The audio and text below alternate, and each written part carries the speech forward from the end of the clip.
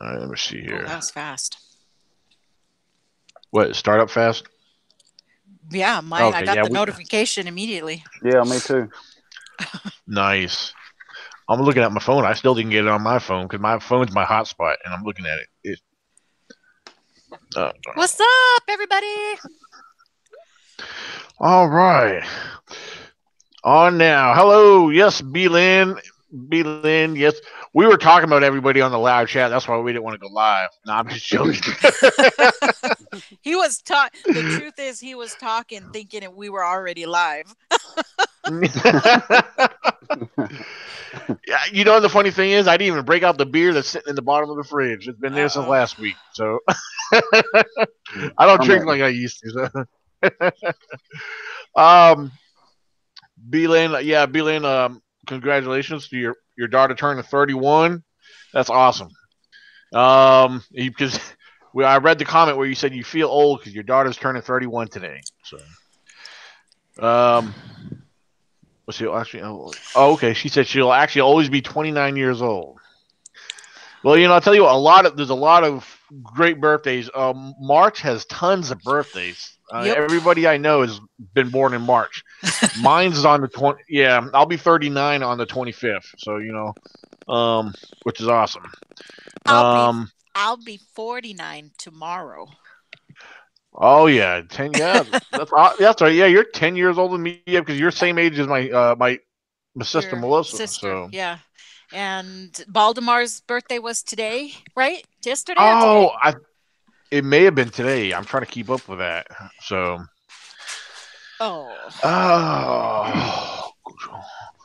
Let's see. We got who do we got on the live chat? We got B. Lynn, Reed Norman, aka Dinobot 65. Joe Montana, Rachel Gautreau, yeah. Gautreau, yeah. They got some eye shine. I see it. What? They put up their video for eye shine the other yesterday, today. I don't know. Oh, okay, nice. All right, we got Mr. Robert Duvin. Oh, sorry. Gear reviews.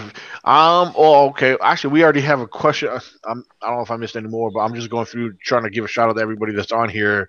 Because we have Mr. Poker Players, Poker Plays Games in here. That's Keegan, ain't it? Yeah. Yeah, we got Keegan in here. I don't see him. Yeah, if you scroll up, it's yeah. I see it on their Poker Players. So, hello, Nikki. How are you tonight? He said. How come? Yeah, I'm it's not definitely seeing, Keegan. Oh, because I don't have the. Yeah, I'm trying to go through everybody here. I forgot to put it on live chat. It was just doing top chats. Okay, I'm like, okay. I'm not seeing any of those people. Oh, B-Lynn. First of all, Keegan said, "Happy birthday, Nikki. Happy early birthday, Nikki." Thank you, Keegan. Hello, Michael Stewart. Hello, Helen Gomez. Willie Burger. And B-Lynn said, "Nikki, I have a 39-and-a-half-year-old son, too. So you could be my mom. Yeah, she could be my mom. So well, yeah. Mine too. I lost Faye Martin. How old are you, Brandon? 37. 37. Okay. For some reason, I hope you don't take no offenses, I thought you were a little younger. Yeah, I get that a lot.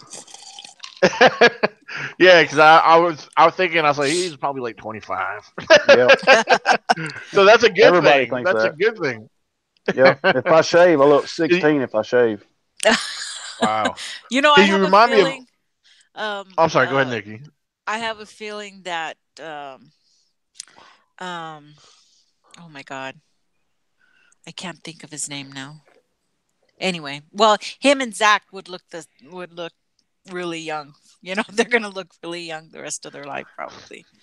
Yeah, Nick. Yeah, Zach does have that little kid baby face look. That picture his mom posted of when he was just an infant. a couple days ago. Yeah, Oh, you could definitely, yeah. you could definitely still see it. Man, I know my daughter. She's 17, but I still remind her. I said, yeah, when you were just a baby, and just like my niece Sabrina, she's 24. Uh, yeah, I was like, yeah, when you two were babies, you guys were like the Tweety birds of the family. You guys had like big heads, blonde hair, like they look like Tweety birds, but they Oh grew my into their God. heads. So, but so anyway, all right, let me get through all that. I just thought I'd start off tonight with a little bit of goofballish act, but first of all, I know people, everybody's ready to get into this. I want to give recognition, and I want to give a special thank you. First of all, uh, I don't know if he may be on here tonight. He may jump on, but I do want to give recognition to Mr. Frank Lambert. Everybody keep in mind, Mr. Frank Lambert was one of our first to become one of our $100 sponsors. So for those who don't know Frank Lambert, get familiar with him. He's a great guy. And also through Frank Lambert, I want to throw out other names that have become sponsors for the ECBRO Virginia Bigfoot Conference. Also, Mr. Rick Wells, D. Sims. For those who know, a lot of you know D. Sims. D. Sims is also known as Lady of the Woods. So if you're not familiar, get familiar. These are very incredible individuals. So again, that's one more time, Mr. Frank Lambert, D. Sims, Lady of the Woods, and Rick Wells. So, and again, these are our $100 sponsors, and their names will be added to our official event T-shirt. That's for our event that's coming up in June, our annual ECBRO Virginia Bigfoot Conference. It was a huge success last year. We had a great time. We invite you to come on out. It's in Waynesboro, Virginia, June 29th. And if you look in the description of this live feed, I do have the PayPal link provided. The PayPal link is provided, and so if you want to become a sponsor, if you want to get your name promoted and added to our shirt, a donation of $100 will actually get you added to that. So yeah, again, right now, Frank Lambert, D. Sims, Rick Wells, um, and why do I feel like I'm missing somebody? um, I feel like there's one other involved. There's one other, and I'll have to get back with Frank on that one. But I do believe there's one other I'm missing. Um, but so yeah, if you want to become a sponsor, you will be added to our event T-shirt. So yeah, our sponsors are amazing. They're a big major help in what we're doing and what we're putting together because there's a lot of expense being put into this. So and your contribution and your support means a lot. So and you will get recognized for that. So when we get the shirts set up and organized, if you donated, if you have become a sponsor, you will see that. And just for the heck of it, give me a second. I will actually copy and then paste all the information into the live chat. All right. All right, there you go. Right there in the live chat, I just posted it. You can see my highlighted name, Bigfoot Zone ECBRO. So, and copy and paste the PayPal link to donate $100. All right. Reed Norman said, "Ignore the dislike. It's just Bigfoot not wanting to be." Yeah. I think you must be the. You said that last week. I think you're the guilty one. You're telling on yourself, Reed. Nikki, real quick. I think Huh. I figured out who Reed Norman is. I think he's Kevin in disguise. We know how those police officers are. They're very sketchy. Plus, he's from Canada too, so who knows? I'm just joking. Well, all right, ladies and gentlemen. For those who don't know, let me introduce Mr. Brandon Lee Moore. Brandon Lee Moore is a resident of Alabama. We're going to be talking about. He's got a project he's working on. I think, if I'm not mistaken, your project is associated with Datso Productions. Is that correct? Yeah, I'm helping Jason Lawson with Datso. I think he said the filming will start this fall. Okay. All right, great. We're gonna talk a little bit about what you're into real quick and get into that. Um, for the questions that are already popping up on the live chat, yes, if you have questions, put them in capital letters. Right now, we're gonna discuss. We're gonna have a talk and discuss with Brandon, and we're gonna be talking about the Alabama Bigfoot. Um, so we're gonna get into that. Listen, we're gonna listen and check out what Brandon has going on. He's got something very interesting going on, and we're gonna get right into that. And if you have questions for Brandon, if you have any questions for Brandon or anything he's involved in, please, I'll be watching the live chat. Nikki will be watching the live chat, and we will try our best to get the questions out there, regardless of who they're for. What, but right now we're gonna focus on Brandon right now. So, um, Brandon, now I know you're involved with searching for the white Alabama Bigfoot. Now, can you tell us about that? Like how common that is, and how long you've been involved with the search for the Alabama Bigfoot? Um, well, I guess probably I kind of got into Bigfoot when I was a kid. I really don't know how to explain it, but I tell this Awesome. story. I remember standing at the bus stop, and the little town I'm from is called Altoona, or the Walnut Grove area, here in Northeast Alabama. You can go online and look up the Alabama White Thing, and they talk about the White Thing Triangle. Well, the little town I'm from is right in that triangle. Um, the stories go all the way back to the early 1900s. What's different about this story, to me, the creature, I lean towards it being a white Bigfoot. Um, but some people report seeing it have a tail. Some people report seeing it have a cat head, a head like a cat. Um, and for years, we thought it was just in this triangle, which is several counties in northeast Alabama. But if you go online and really start to dig, you'll find out they've been sightings of it in West Alabama and then even down South Alabama too. Um, the best I can tell, the story started around the early 1900s. Um, but the little town I'm from, many reports. My granddaddy told me stories about it. You know, friends at school, their daddy would tell their kids story, them stories about it. It's kind of been handed down. I've never saw it. Um, Here recently, I've been into Bigfoot research probably, I guess, calling myself a researcher probably tops 3 years. But I've been into the subject since I was a child. I remember standing at the bus stop and just standing there and looking up at the woods and thinking, and looking back, I don't even know where I came up with this at. Um, I heard the story about the white thing, but as a kid, I didn't really understand what that was. But I remember standing at the bus stop and looking up on the mountain there, and I could see where the skyline met the mountain. And I remember thinking, feeling like I was being watched and thinking, I wonder if there's a Bigfoot up there. And looking back, I don't even know how to explain that. But as the years went on, I started to hear stories about the white thing. Different. My granddaddy told me stories about it, and there's a lot of reports in the area about big cats. Of Mm. course, the game and wildlife, they dispute it. My granddaddy, I remember him showing me tracks of this cat. Um, but I remember one story or one time I guess I was 10 or 11 years old, and I lived with my grandparents, and I got up in the middle of the night, and my granddaddy was out on the back porch, and there was something across the holler, and it sounded just like a woman screaming, like somebody was strangling a woman. He always said it was a big cat.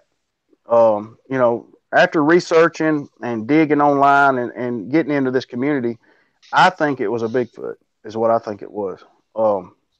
But anyway, the white thing, there's a Facebook page about it. I'm not sure who runs it, but it's a well known thing here in Alabama. And Jason Lawson, he's from he lives in West Alabama, but this thing, when you hear about it growing up, it was just in certain areas, but the further you dig into it, you find out it's pretty widespread. And my Hmm. personal opinion, I think it's more than one. I think it may have been something genetic, and passed down to the next one. I mean, this is just speculation, just my thoughts. But it's a pretty common. I mean, you can go the community I'm from. You bring it up, and somebody's either heard about it or had a sighting about it. I mean, it's a pretty common thing here in Etowah County. Yeah. Now, real quick, I'm watching the live chat. Faye Martin on the live chat said, "I heard about what they call the white thing." Um, she said, "My husband and my sister-in-law seen it." She said, so I thought that was pretty cool. Faye Martin, feel free if you know the information on the location. That'd be great if you want to share that with Brandon. So, but yeah, Yeah. I'm sorry, Brandon. I didn't mean to cut you off. Oh Yeah, I just no, wanted to mention that. So, I've noticed you can bring it up, in the community itself. Since right. I've just recently started talking about it on Facebook. I created my group and kind of started coming out with it. And I've realized when you start talking about this subject, it blows my mind how many people is really interested in it and have a story. Just a lot of times they won't talk about it until they find somebody that they can talk about it with. But I have found even out of state, you mentioned it, a lot of people has. I talked to a guy recently that lives in Georgia, and he's even heard about it. Um, our neighboring state. So I mean, it's a pretty interesting thing. I'm looking really forward to see what Datso has planned, and Alex Bob's, Bigfoot Bob, he's going to be part of it. Um, I'm looking forward Nice. to this fall. It's going to be good. You know what? How could I forget such a thing? Alex Bob, he's one of my speakers for this year's conference, and I totally forgot he's from Alabama. I mean, just right now, sometimes I get, I have these brain farts, but yeah, because he was at our event last year. He was just a vendor, and I was like, this man knows a lot of stuff. Yeah, He finds a lot of things. He's very informative.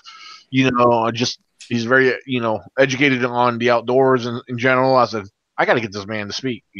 So sure enough, he agreed to do it. So He has um, some awesome yeah, eye shine videos. yeah, I was talking about that. That was actually very impressive. That reminds me, how far is Alex from you, Brandon? I don't know. I know Alabama's a pretty nice state, but uh, I live um, in where I'm from, Etowah County, but I live in the neighboring county now, Blount County.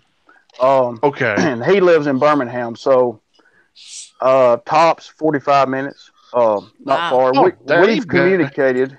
We've communicated a lot.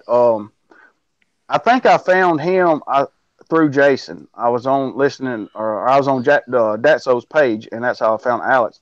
And I messaged him. This is probably 2 or 3 months ago, and we started communicating. He's supposed to come up to the house here, and we've talked about going to Bankhead too, Bankhead National Forest. That's where I'm fixing to be going and researching that. Okay. Well, that's cool, Dave, because yeah, Alabama. There's some great people down there.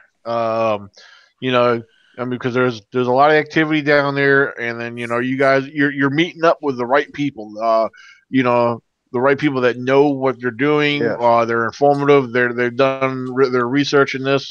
And then you're pulling together with just other experienced people. That's a big plus Yeah. right there, which will benefit you with your knowledge, and what you've come to learn.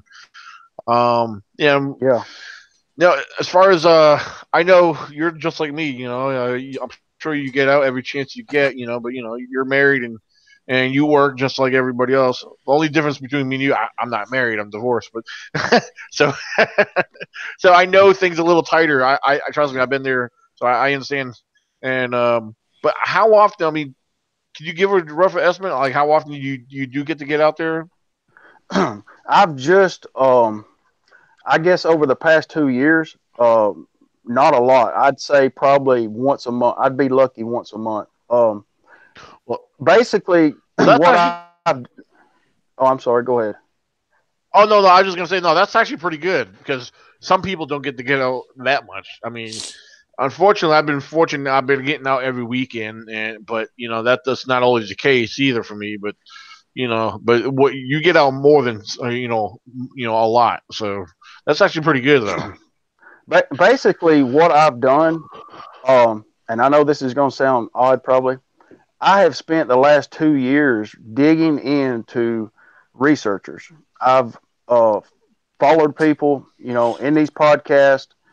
Um, I've promoted people and I've tried to dig into researchers and their methods, And like I said, I've been interested in this subject for years, but I've probably spent the last 2 years 10 to 12 hours a day on listening to these at work online, just listening. And as well as me, sometimes you have to sift through a lot of stuff in this community and figure out, Yes. what to go with, Who's what who? not, who to Right. follow. And don't take this the wrong way, but I've noticed a lot of researchers, they seem to start out, I'd be following them, and then I'd go back and watch their in the beginning. And it seems like Right. so many researchers lose their way. As the years roll on, I don't know if it's because these creatures are so elusive and Yeah. we just the evidence a lot of times is not there that we want, that we're trying to show people. It seems like Right. so many lose themselves sometimes. So I've basically spent 2 years researching the researchers, and Right. now I've created my group, and I've started to try to get with good people. Jason Lawson, Alex Bob, um, Paul Halsey. I'm supposed to be going with him to Bankhead, um, and I'm trying to learn from these people. Right. And I am not an expert, but I have tried my best to pick up what I could from you. That's why I watch you every day. I listen to your stuff, and I try to learn from these people. And I said the other day, I'm not here to prove nothing to nobody, but I'm here to bring the truth. If if Right. if I don't see a Bigfoot do it, I cannot say a Bigfoot did it. If I don't see him do it, so many times we talking, in my opinion, we talk in absolutes. So many times researchers will claim things that they can't back up, and I don't want to be that researcher. Um, I Oh want to yeah. get out and research, and I mean, and don't get me wrong, I know it's hard, but I think so many times as a researcher we lose our way. Just in my observations. And I've went back on a lot of people and watched their original stuff in the beginning. And when Yeah. you start out doing something, you don't think you're that good at it. A lot of times, it's the most authentic when you first start out, in my opinion. Yeah.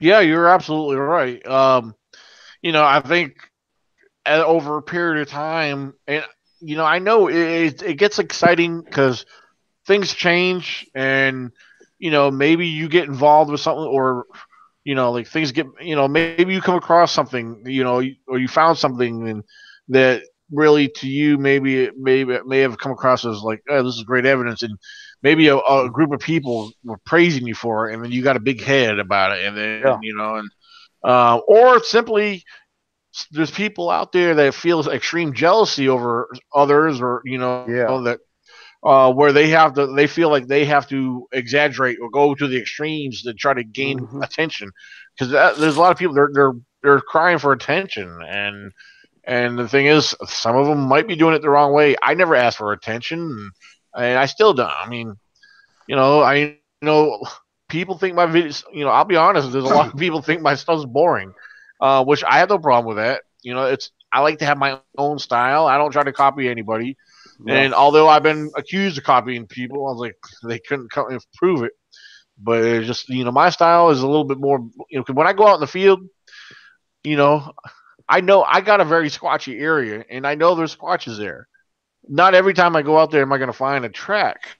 So in my field Right. videos, people like they're expecting me to say, yeah, there's juvies over there watching me, or yeah, you can hear them coming around the bend. I don't do that because that's there ain't no need for that. It's bullshit. If there was juvies there, we would see them. You know, Mm-hmm. don't just tell the viewers that you're seeing them. Show them. You know, Yep. so you know what I'm saying. There's no need for that. You know, so I don't know. There's a lot of times I like to educate. Maybe educate ain't the right word, but I like to inform people. Yeah. Add I believe in spreading awareness because there's people that are misinformed on simple, basic knowledge, especially when it comes to nature and wildlife. So, when I talk about basic animal tracks and stuff like that, like my squash thought of the day, I posted earlier. I ended up deleting this one lady's post, whoever Linda Smith is. She's like, "Oh, my grandson learned this in elementary school. Nothing to nothing on folks." And I deleted that. I said, "That's ignorant." I said, if you don't agree with it or you don't like it, you don't have. There's some people that just I don't know why they even bother saying anything. So, but yeah, that was today's squash thought of the day. Regardless, you're always gonna have somebody that's ignorant about something. But so yeah, you're right. There's a lot of people that just go to the extreme because they want the attention. Because they've been doing this for so long. They got to find a way to show people that, hey, yeah, I'm the top dog in this here. Yeah. You want to look at me for answers. I Yep. don't tell people to come look for me. I mean, they have a right to choose. So, They but and they make it hard on somebody that's trying to get into this community. Somebody like me that's been interested in this subject since an early age, and it makes it right, hard. It really does. It makes it hard trying to figure out what's right, what's wrong, what's the truth. And you almost have to sift through it. You really do. And I mean, it just right, and I don't want to be that way. Look, every time you go out, you're not going to find evidence. You're not going. And I mean, let's be honest. So many times and I know these things are hard to film, hard to take pictures of, but man, so many times the pictures. I mean, it just makes me just, you know, let's be honest. There's a lot of reason a lot of folks laugh at us. I mean, look at what we present to them. I mean, we right. ask for it. Absolutely, We really do. absolutely. Real quick, I want to see something. Robert, I see. Robert Duvin said, just following online Bigfoot info for the last 7 years or so, there has been a lot of turnover, especially with this and associated chats with looking for Bigfoot and Squatch Unlimited. Huh. I don't know, Nikki, what would you consider the turnover? Well, I was on I don't both know. of We were those. both So I on was on looking. both of those for a little while. I was too. It's I'm looking for it Bigfoot and just Squatch Unlimited. happens. Yeah, it just happens. People move on and do other things and go in different directions, and people have Yeah. they develop their own way of searching. And sometimes that's not the way you want to search. So you just need to Right. keep to the way you want to do it, because right now nobody's wrong. Nobody's wrong in the way they're doing it. Yeah. The wrong comes in the way you present your material. Yeah. Yeah. Okay, it's not the way you can do whatever you want. The aliens can Hmm. come down and zap them all over the place. It doesn't matter. That doesn't matter. It really doesn't. What matters is the way you present it to people. Yep. Nothing is solid. Nothing. Yeah. We don't know. I We mean, we don't really know. don't know. So you need to present it as, this is my findings. This is what I have found, in my opinion, and this is how I has happened to me. Um, Yes. but as when the first time you go and you say, this happens all the time. This is the way they do things. You know, Bigfoot carry their young all 9 months. So their gestation period. You know when they got pregnant and when they had the baby. That's like a fact that we don't know. That's right. So Yep. you need to, it's just, it's smart, not to take that to the next level when we don't have those answers. It's like everybody needs to just get all this information and pull it together and share it, so Hmm. we can develop something. Until that moment when we actually have one to science, it doesn't mean a whole lot. It's just fun. It's just intriguing, and we're trying to learn, and we're developing friendships and relationships with other searchers, and trying to be a community instead of pulling it apart. It's okay. Whoever wants to do what they want, but if you don't like something, move on to the next person. There's thousands of searchers out there. I find a new person to watch every week Yep. that I'm like, God, how come I never saw this person? You know? Yeah. So, Yep. and then I binge watch all, however many videos they have. So, and then you take that little piece of their information and you put it into your pile, that, oh, this is the same as this person and this Yep. person. And that's what we need. We need that camaraderie, in the Bigfoot Yeah. community, which is kind of lacking a lot. I mean, you see it a lot in the chats because the same people go to the same chats, and you kind of Hmm. develop a rapport with those people, which is it's really good, because they're become your online family kind of. Yeah. you Yeah. Oh know yeah. Yep. birthdays, when they're having surgeries, when they're all this about a total stranger's life. And that's okay, that's okay. But it Yeah. is a changing thing, like looking for Bigfoot when we were doing with Shane Bradbury's, you know group. We had all Yeah. kinds of podcasts with him. Oh yeah. We That had I tons always of liked people it when he come. did the real, not real. Yeah, that was my favorite. Whenever he had one of those, I had to be on there. um That's so why I try to do so. I try to, since he doesn't do it no more, I try to do. I try to, if somebody shares pictures with me, they got questions about it. I said, well, let's discuss it as a group, and then we'll yeah, kind of go from there and see what other people have to say. yeah, But because somebody, we may not know nothing about it, but one of the viewers might actually, hey, wait a minute, that's from here, and they could probably share a link and inform us, because there's people out there that know things that we don't know. So that's why we like to do these public podcasts and discuss things openly with people. Um, Yep. yeah, we had a couple questions on the chat. Well, first one for Brandon. The question I have for Brandon was, Reed Norman wants to know: do you believe if there's different species of Bigfoot? Different species. I believe. I don't know. That's how we worded it. Yeah. Well, I mean, from reports, we know there's different descriptions of them. And Yes, absolutely. and that goes along what I was just about to say. So many times, what I have saw, maybe what I experience here, say in my area, a lot of times researchers will label all of them like that. Uh, like what I see, some one of them do here. A lot of researchers will automatically say they all do that. Well, how do we know that? You know, I think I lean towards they're like people. I lean towards they have different personalities, and we know some of them look different by the Oh yeah. reports. Um, I would almost have to say, which I guess you'd have to define species for me to really clarify that. But I believe they are different ones. Um, Right. because some of them are described more human-like, some of them are described more ape-looking, more hair, less hair.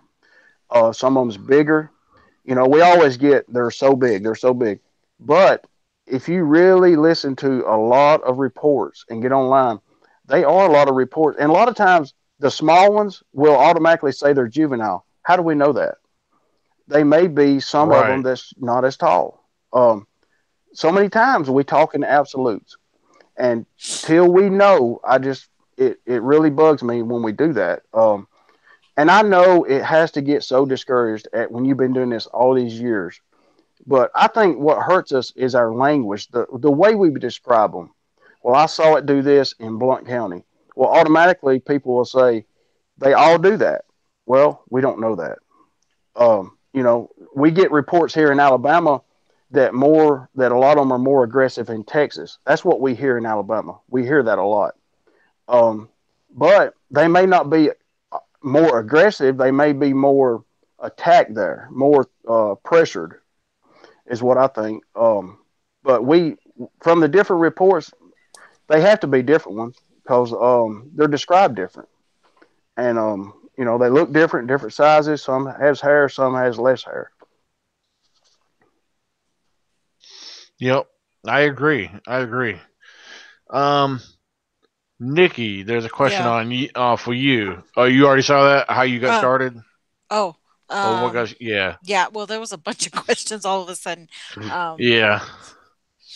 I was trying to write to Keegan. Anyway, I got started probably, well, just like what Brandon said, I've always been interested in the cryptid stuff ever since In Search of and all the documentaries that used to come out. Hmm. And but I always, my family was big campers. We always went out camping. My father always took us out. Um, every weekend, every 3-day weekend, we were out there, every stuff. I grew up in northern Arizona, so was in the heart of Ponderosa Pine Forest, and a lot of stories. And up in that area, we have what's called the Mogollon Monster, and that was a term that was kind of done by the Boy Scouts that had an encounter out there, and it kind of stuck because we have an area called the Mogollon Rim, and it extends all the way from Flagstaff all the way down through to Prescott area, right down the middle of Arizona. And I don't, if any of you have ever been there, Arizona isn't just desert. The southern half of Arizona is your low-lying desert, but halfway all the way up, that's Ponderosa pine forest, and it's very thick and lush, and a lot of creeks and a ton of elk, a lot of food source. And the Mitchell Waite used to do have his area from Mogollon Monster right there in that area, and he described two types: the more human type, fairer skin, less hair, and then he had another group on the other side of the mountain there that he called the meat eaters, that looked like more ape looking, who were darker in complexion. And that's what got me going. I started going out and just searching. Probably in the late 90s is when I was really going out on my own and doing stuff like that. And I took some videos, but it wasn't like on a YouTube, okay? It wasn't, it was just me going out. There wasn't no video, there wasn't hardly anything back then. And um, in the early 2000s, I got married, and I married a military guy, so he took me from place to place. So I wasn't able to get out as much as I wanted to. So from that moment on, I kind of became an armchair researcher who could only go out a couple of times a year. And but that didn't Hmm. stop me. That didn't stop me. I learned from everybody. Um, Yep. really, I don't even think I came on to Facebook till like 2008. So it Hmm. was the YouTube and all of that. And in 2010, I moved to South Korea, and all I had was YouTube. you know, we didn't Yeah. have any. We only had like 5 channels on the Armed Forces Network, and it was like YouTube. I lived off of YouTube and Facebook and those, and that's how I learned everything. But I'd see pictures and I researched them, and I even contacted people about their pictures.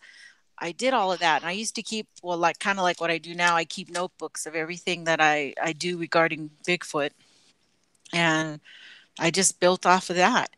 Um, that's kind of like what I do now. Now we've retired and we're in a nice area, but El Paso doesn't have any Bigfoot, but I have to go about 2 or 3 hours north of where I'm at now. So I'm hoping eventually I can get back out there. There's a lot of great areas up there, and I've already got a lot of leads on some areas up in the reservation. So Nice. that's where I want to go. Yeah, because I know. Well, real quick with you, Nikki. Even though you and Baltimore are on opposite sides of the state, I mean that would be, which I know you guys said it was a 9-10 hours. Yeah. I mean that'd be cool. I mean that's like, basically like, I don't know, like Zach when he drives out here to Virginia. I mean it's a 10-hour drive. That's what it was when him and his mom came out last year. But and so yeah, that is a good ride. You would have to be able to, if he was like, for example, he's got a lot of activity around his way, but then also you have connections and you learn of a lot out your way, Yeah. and then you're close to the like Oklahoma, then what's yeah, because yeah, correct me if I'm wrong. Oklahoma's the one that connects to Texas over there, right? On the west Yeah. side. Yeah. Arkansas, isn't it?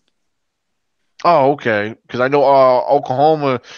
Because Robert Dawson used to. Yeah, he had connection. Yeah, 'cause he had property both in Oklahoma and Texas. So, from what I Yeah. recall, Yeah. I used to and watch him a lot.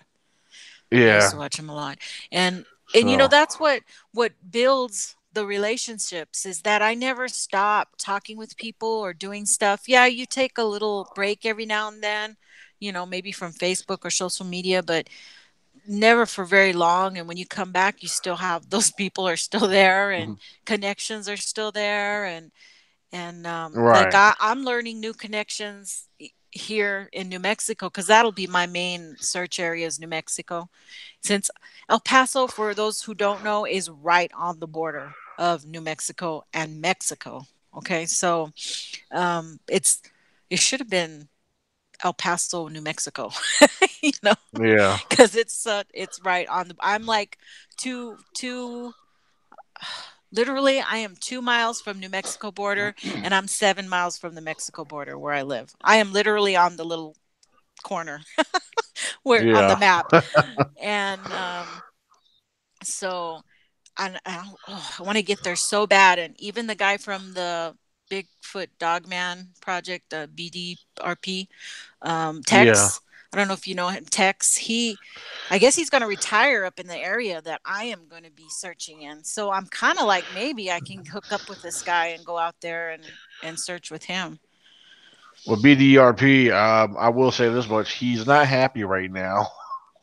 His Oh, YouTube channel. His YouTube channel just recently became demonetized oh yeah. for what, and he don't know why. And I noticed they do podcasts like we do, but Yeah. the thing is, we show our faces on here. And well, the thing is, it's not you guys. This being on my channel, I have to show my face when we do podcasts. But there's enough videos that show who I am. But Oh YouTube yeah. will do that. They did that to Mike before with Blue Ridge Bigfoot. Oh Um, yeah.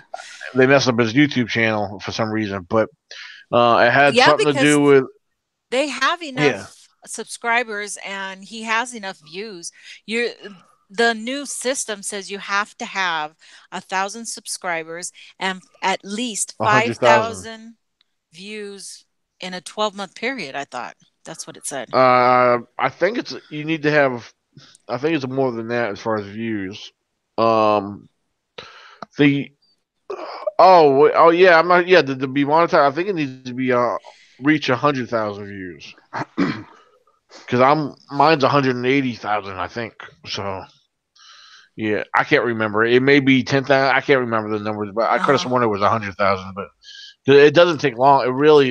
It sounds like a lot, but it's really not. To accumulate those kind of views, but see, hello, who's that?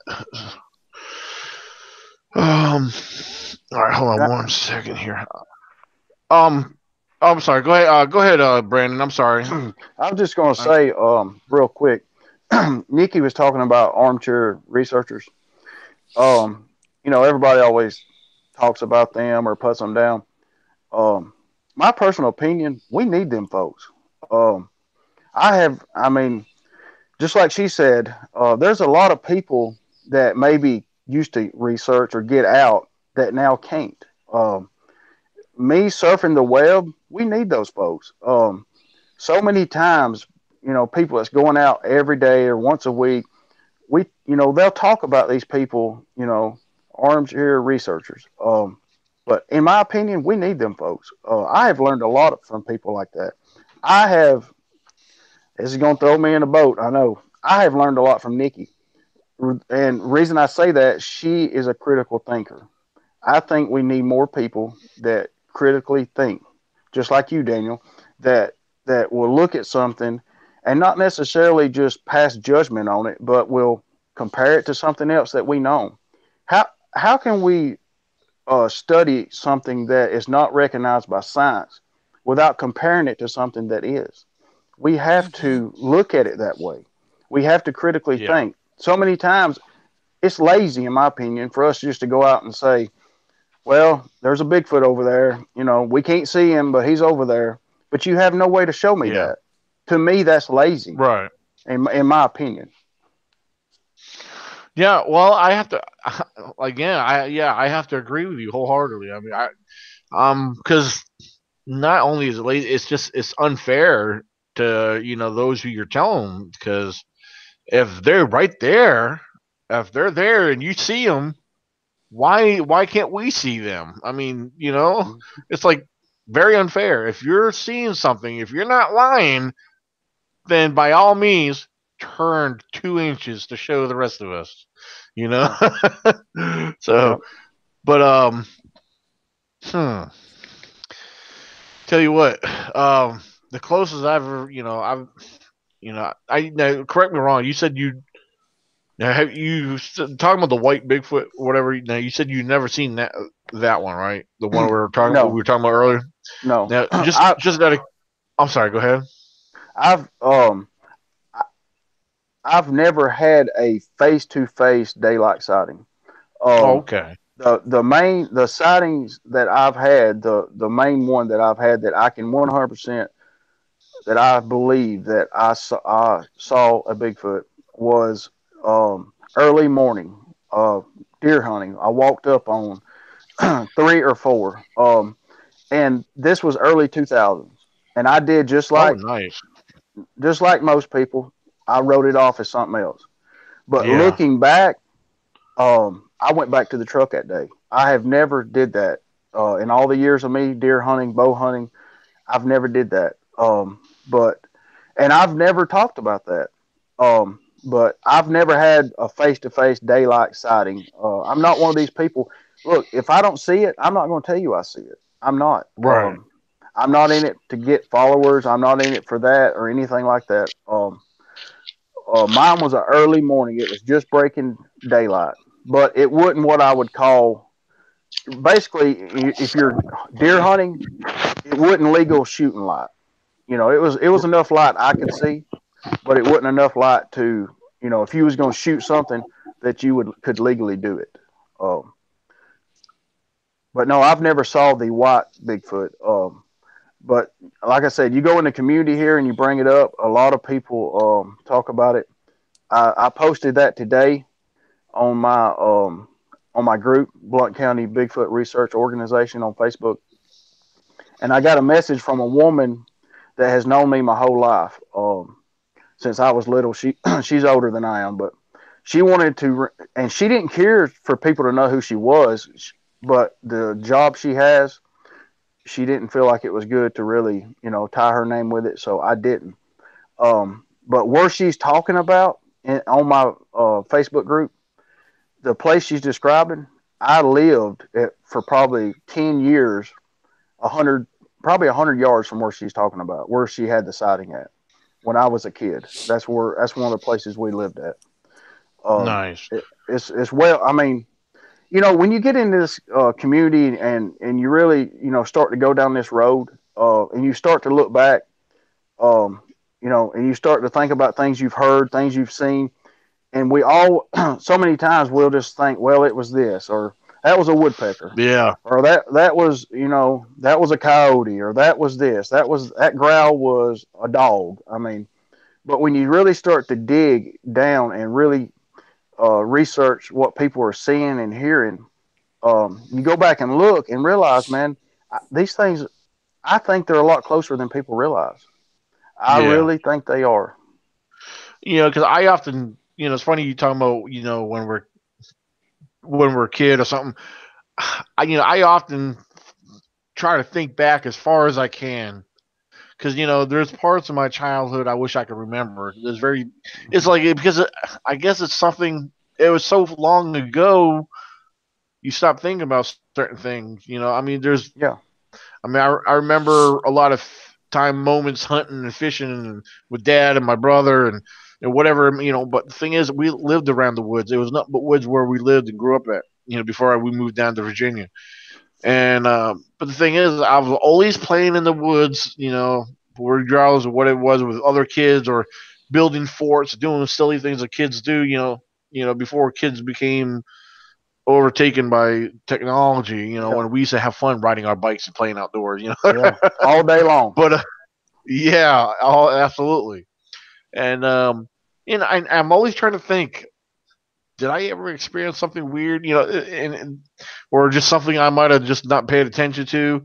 And it's just again that takes me back to where well, certain moments I don't remember much of that. I remember playing in that general area, and but sometimes you're out in the woods and or as far as we know, we could have been being watched. I used to go Yeah. out in the woods by myself a lot, as a little kid, Hmm. and you know, because we had over 2 acres, but it was woods surrounding that area. Now and just I don't know, it was like whatever, but and we have Hey, horses and everything else, but so hey, Daniel, we got yeah. Ryan's in the house.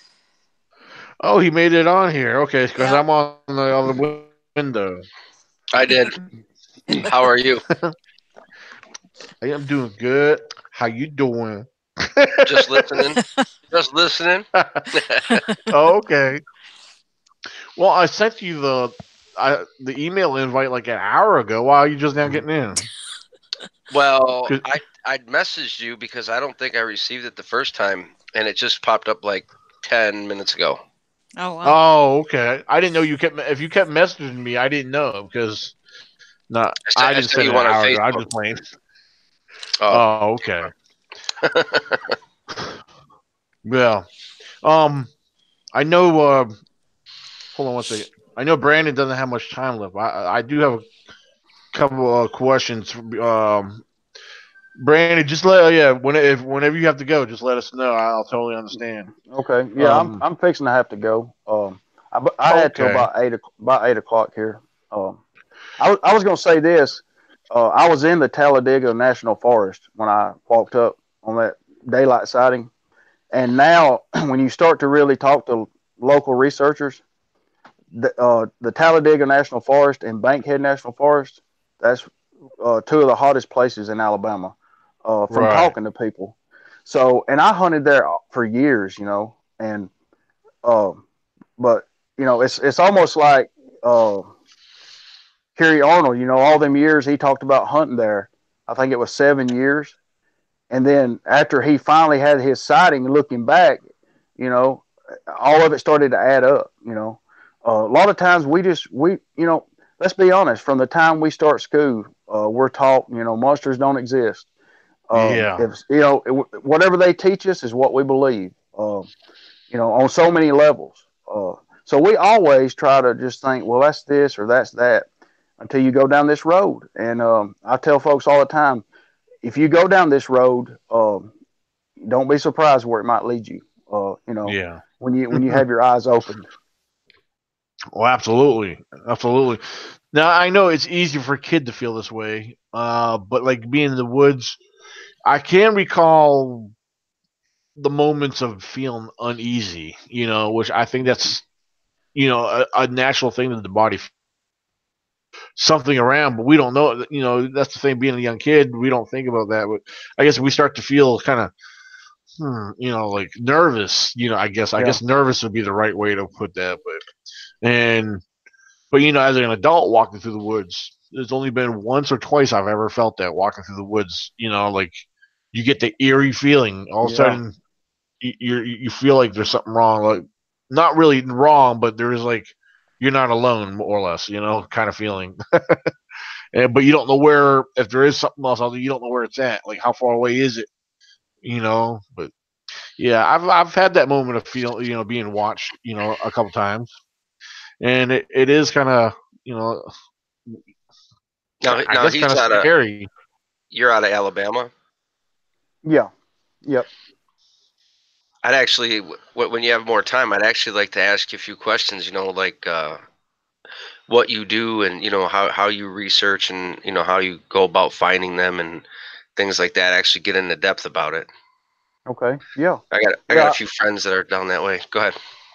Yeah. I'd like to come back on sometime. Uh, just like Daniel was saying, when you're married and got kids, your time, your schedules, which I'm usually listening, but I'm usually doing something else while I'm listening. Oh Yeah. yeah, Sure. Yeah. that's totally cool. Well, hey, do you have kids? Me? Me, Yeah. I do. Well, I know you do, Ryan. No, I was asking Yeah. Brandon. Yeah. I have a set of twins, 3 years old girls, Oh Oh wow. wow, identical twins. that is awesome. So you got to deal Well, with 3 women. Yeah. Yep. That's why my hair's falling out. Now we see why he's got a timeline. Yeah. Exactly. Well, if you ever need to get them to sleep, just let them listen to us. I'm sure they'll fall right to sleep with us. Hey, they've listened to you a lot more than you realize. Oh. Well, that's good. Maybe they'll grow up being my fans. So are you saying that's Uncle Daniel? Yeah. Yeah. Who's that guy? Oh Lord. Well, that's all good.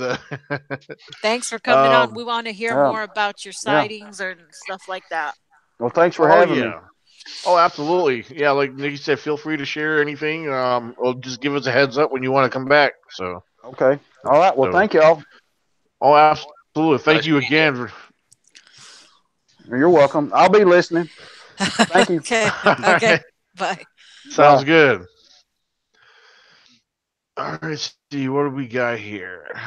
Checking out the live chat. Hi, While I'm Nikki. looking at Happy the live, birthday. Hey. let's see, 35, Ryan, what right? have you been up to? A lot actually.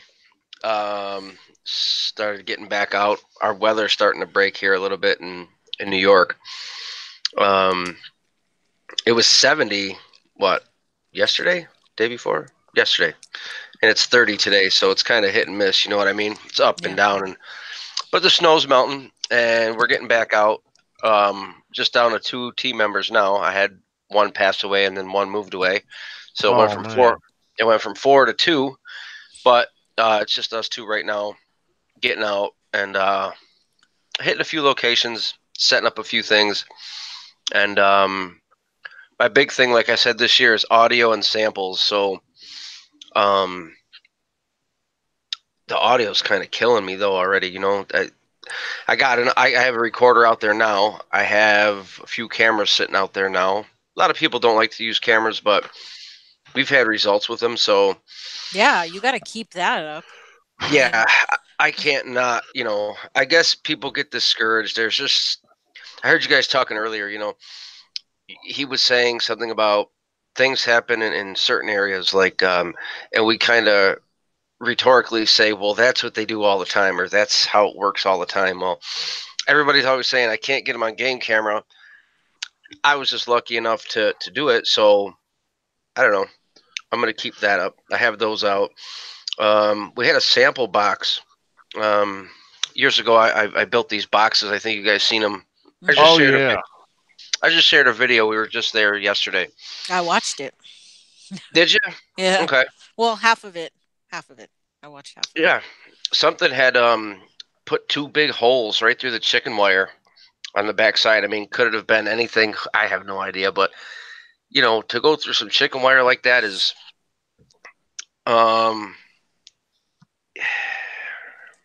I can't say incredible, but it's not going to be a fox up there at 7 feet doing it. Could it be a squirrel? Could it be maybe a coon? Possible. I see. Yeah, I don't see a squirrel doing it. It's more likely if a small mammal doing it. I would, if we had to pick a mammal, a small mammal besides Bigfoot, Mhm. I would have to go with the raccoon because they tear open a lot of things. So Yeah, true. people, Completely, yeah. completely. Yeah, right. but I was at a loss for words because in the top of the box, it's actually open. So why would they waste their time trying to get through from the backside when they could just crawl up to the top and go down? It was almost like something opened it up on purpose to get in to get what it wanted, so it didn't have to go through the top and leave the sample that we wanted. It Now, was really how weird. high up was? Yeah, how high up was this now? 7.5 feet. Seven and a half Basi- feet. yeah, 7.5 basically. What I do is I'm 5'9", and then I reach up. I hold the bottom of it, and then I tie it to the tree. In the last two videos, you can see how high I had it, but I lay it out there so everybody can see like the scenario, the situation. I want them to know what's what, and even when I go back, when we went back, recently yesterday, to collect samples off of what was there. I'm going to collect any sample that is on that box. I don't care by the end of the season if I have 150 different samples. Once I'm done for the season, I will go through and take a look at these things and say, well, this happened on this day, and this is the audio, or this is the video, or this is the photo that came with it. I'm trying to put together like a montage. So if I can get a photo, audio, and a hair sample all out of one situation, I'll say that's credible. That should be tested. Do you see what I'm saying? But Right. I can't just go back each time and be like, well, there's a hair. I'm just going to leave it. I can't do that. I'm not, So I'm in it for the samples. I'm in it for the audio. We're going to see where it goes this year. But we found some new places, and we're getting really deep, way back. And oh my God, is it a hike? Like, it's unreal. I don't know. I want to try some different things, but I want to this is a bad word to use. I want to prey on their instincts. Mhm. So I want to use what they're comfortable with. They continue to do things like for safety or for food or whatever. They continually do they hide, they're elusive. I want to use their patterns and the things that they do to try to intercept them in a way, whether it's photo or video or audio or samples or whatever it may be. I'm not too keen on doing plaster casts anymore. I got a treasure trove. So unless it has meaning or the sample is interesting or totally different than something that I have, then I'd be interested, but I don't know. Have you been out at all? Actually, I've been out pretty much past several weekends. Now I was out only one part of it last weekend. I didn't go out the whole weekend. Only part of it. I went out Saturday. No, wait a minute. I stayed home Saturday. Went out Sunday. Um, and since last week, I do have a trail camera. I actually been put out there because my last two got stolen. This one here is a new one, so hopefully I have it hidden a little bit better. That's good. Yeah, so I got that out there. I'm only leaving it out a week right now. Eventually I'll end up getting out, to leave it out more. However, now I got a hold of another one. This one here, actually, my father let me have this other one for out in the woods, so I can have two of them now out in the woods.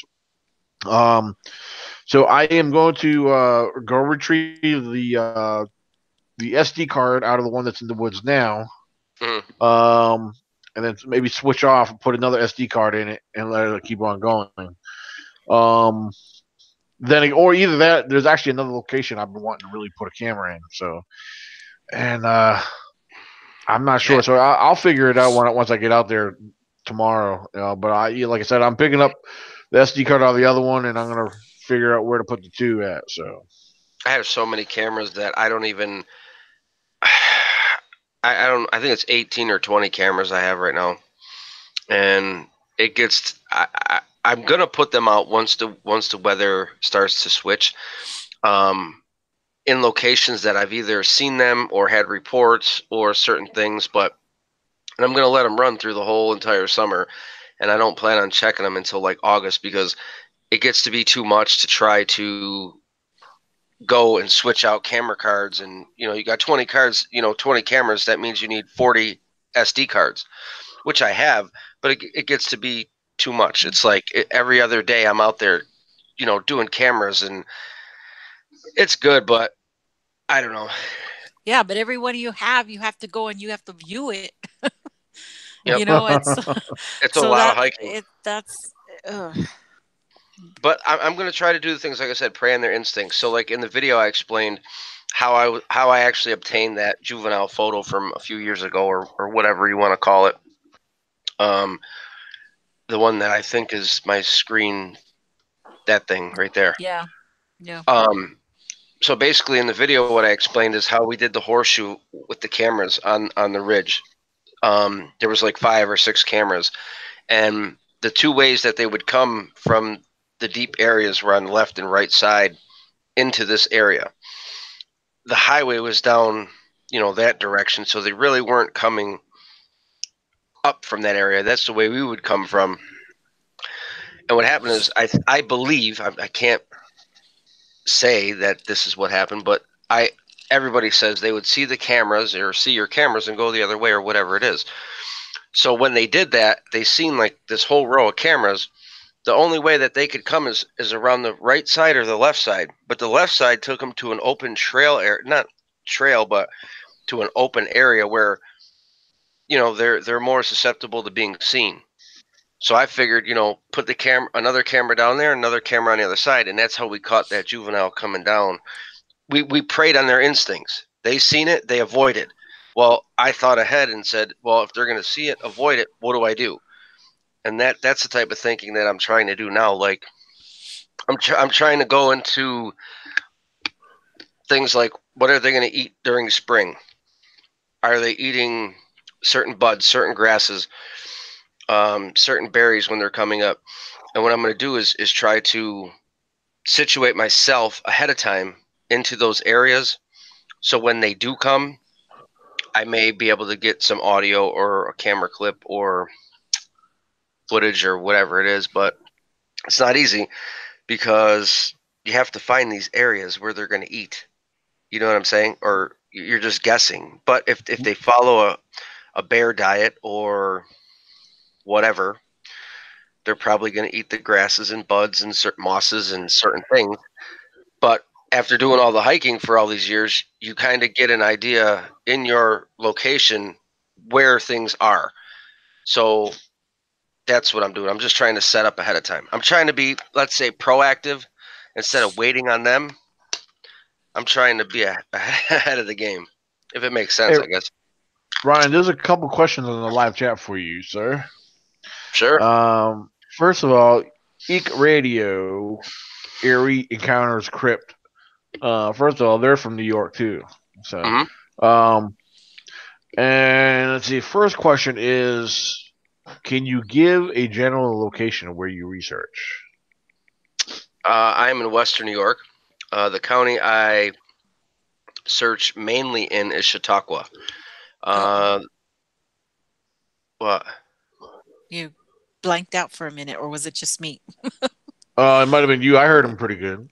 Oh, okay. It's Western New York and Chautauqua County, and the other county is Cattaraugus. Those are the 2 main counties that we go into. I don't bother going into Northeast PA. There's other people down there, doing their thing. And I mean, unless I'm invited, we go up to like Panama, New York. There's certain areas that, but my main is Chautauqua County. Margaret says, Ryan, my fellow Western New Yorker, love your channel. Thank you. And Eek Radio says, do you think they live in New York year round?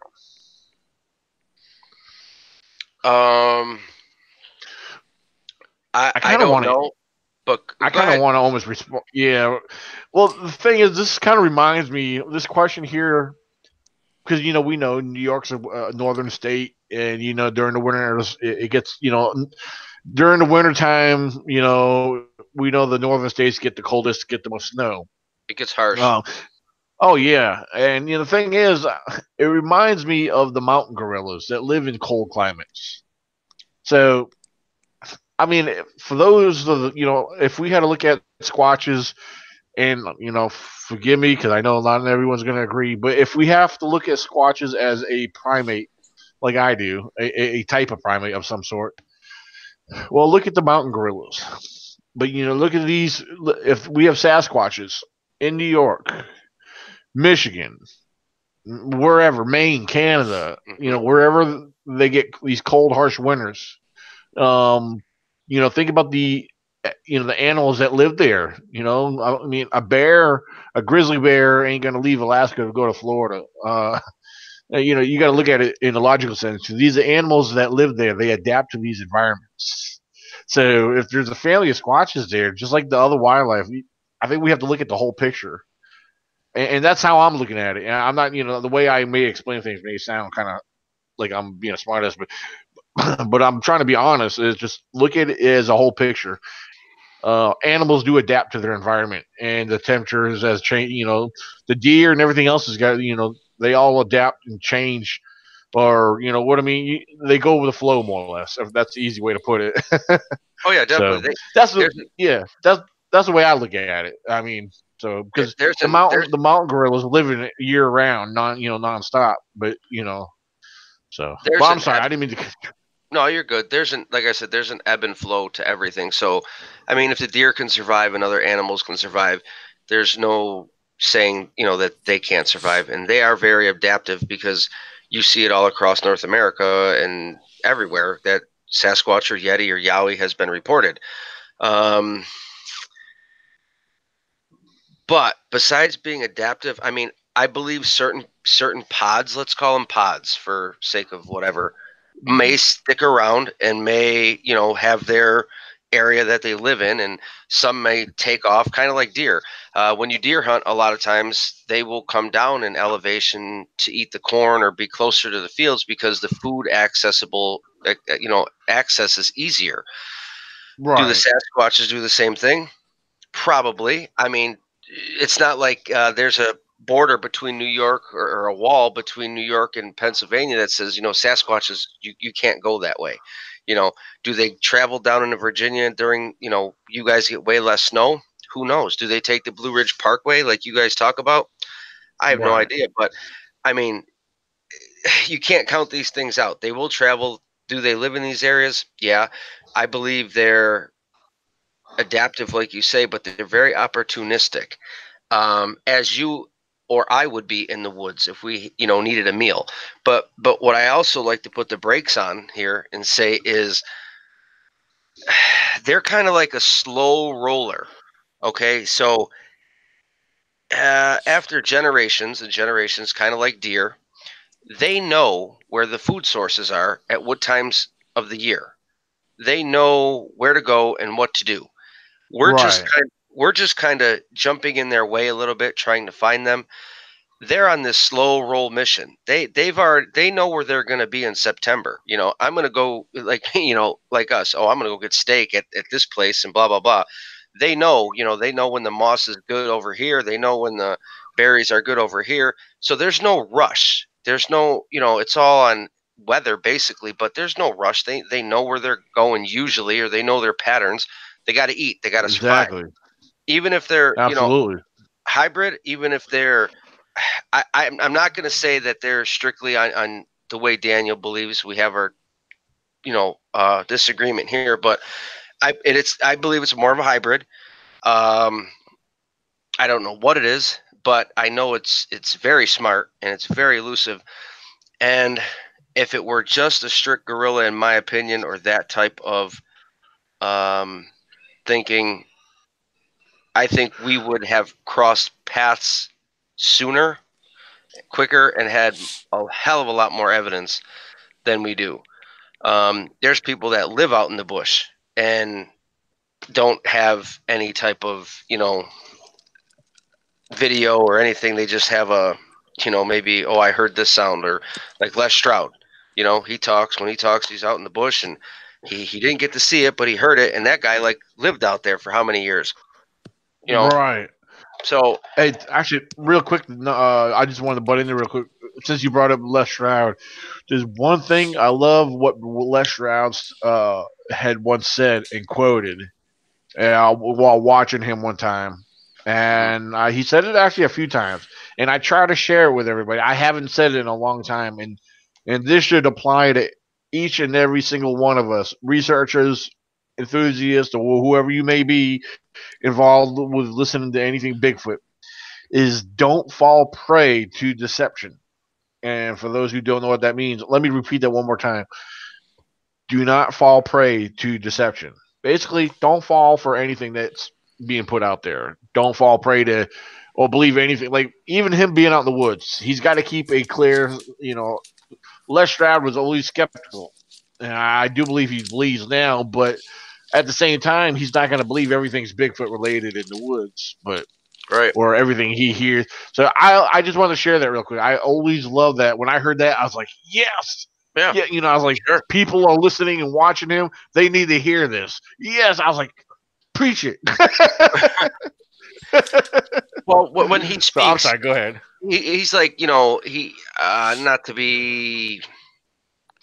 I mean, he's not like a Dr. Meldrum or anything, but when he speaks, Oh, I know. his words hold weight. People listen because he's out there.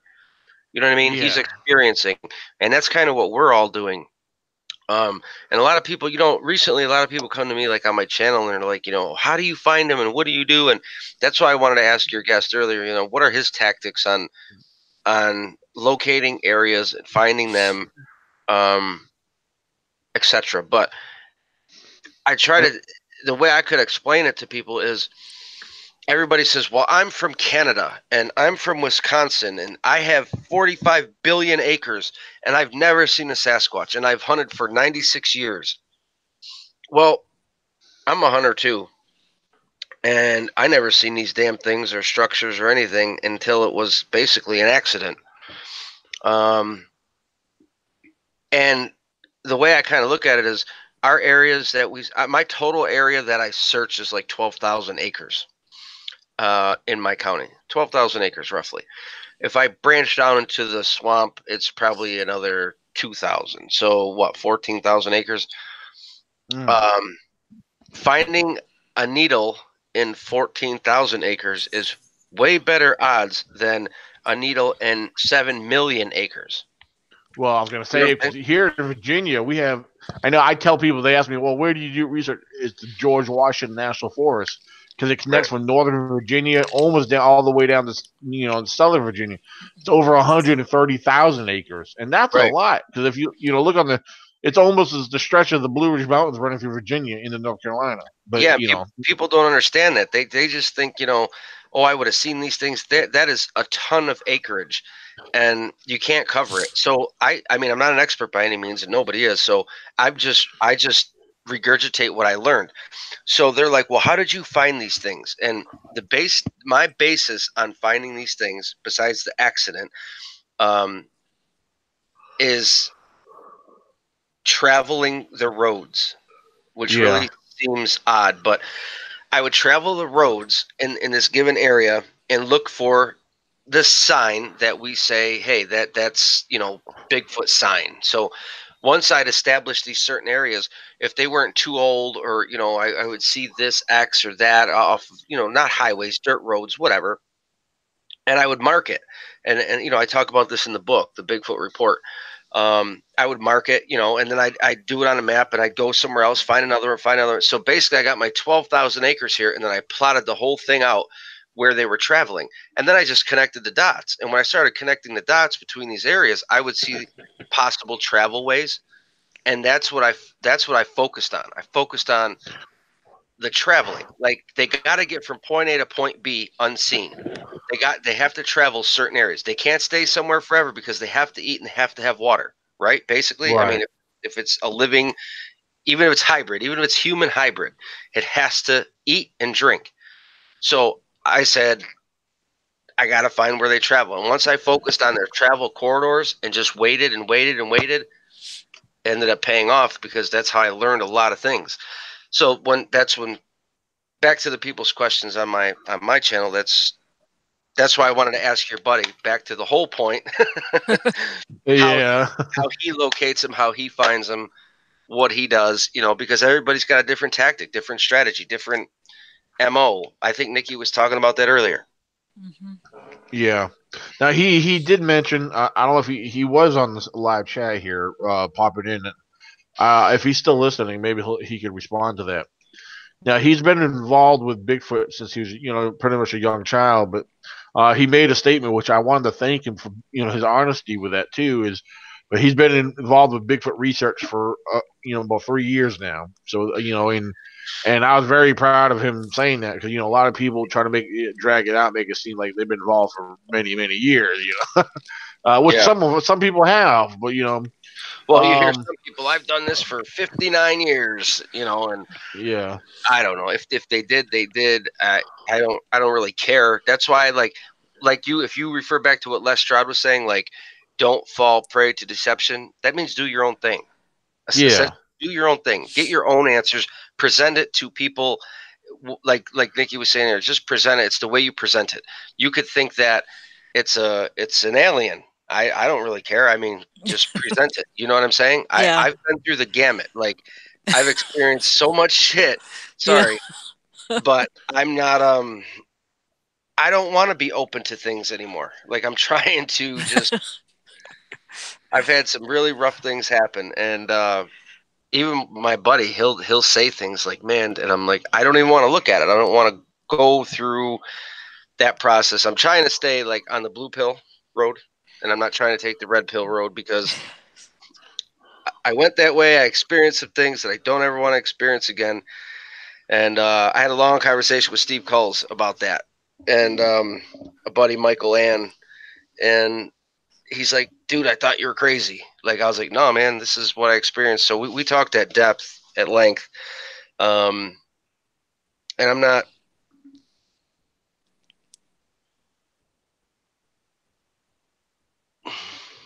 Oh, I thought we lost you. You're pausing in thought. So. No, I heard something. Oh. See what I mean? I don't even like talking about that shit. I am not lying to you.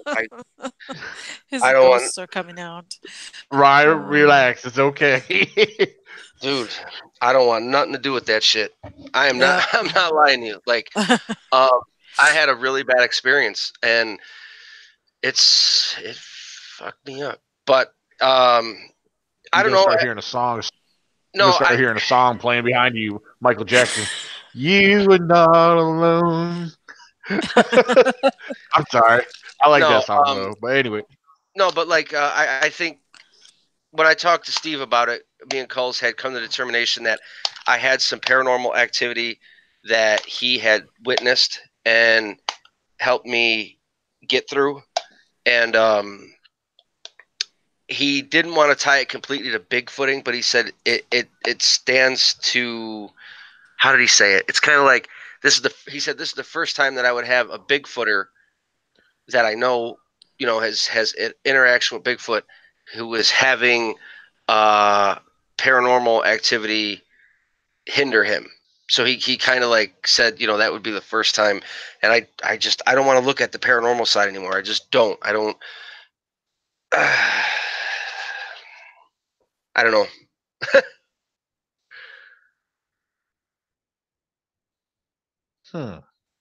Yeah. Trying to think. Are you guys sleeping? No, I was actually listening to you. No, I just like I said, I want to focus on the hybrid factor of this thing because that's what I believe it is. And if it has some type of special abilities, hey, those are the abilities. I've witnessed the abilities. I've seen things, but what I learned, this is what I'm gonna tell you, that deception is not just something that we have to look out for that, right? But you know how, like, I hate saying the D word, but there's God and then the guy downstairs, right? So their infamous trick is deception. So when I talk to Culls and everybody else, I was like, look at, you know how you see a Bigfoot? We're all out there looking for a Bigfoot, right? We end up seeing a Bigfoot. And then people say, well, it cloaked or it disappeared, or I had one where there was this blue flash of light, or these things happen, okay? And we don't know what it is. We can't really tie it to Bigfoot, right? So is that deception? Were we lured into that? Did we invite something in? Did it make itself look like a Bigfoot to us? And then we follow that And by doing that, you're inviting that in. And is that what happened to me? So that's the formula that I took. That's the way I looked at it. Like, man, maybe I was deceived. You know, Yeah.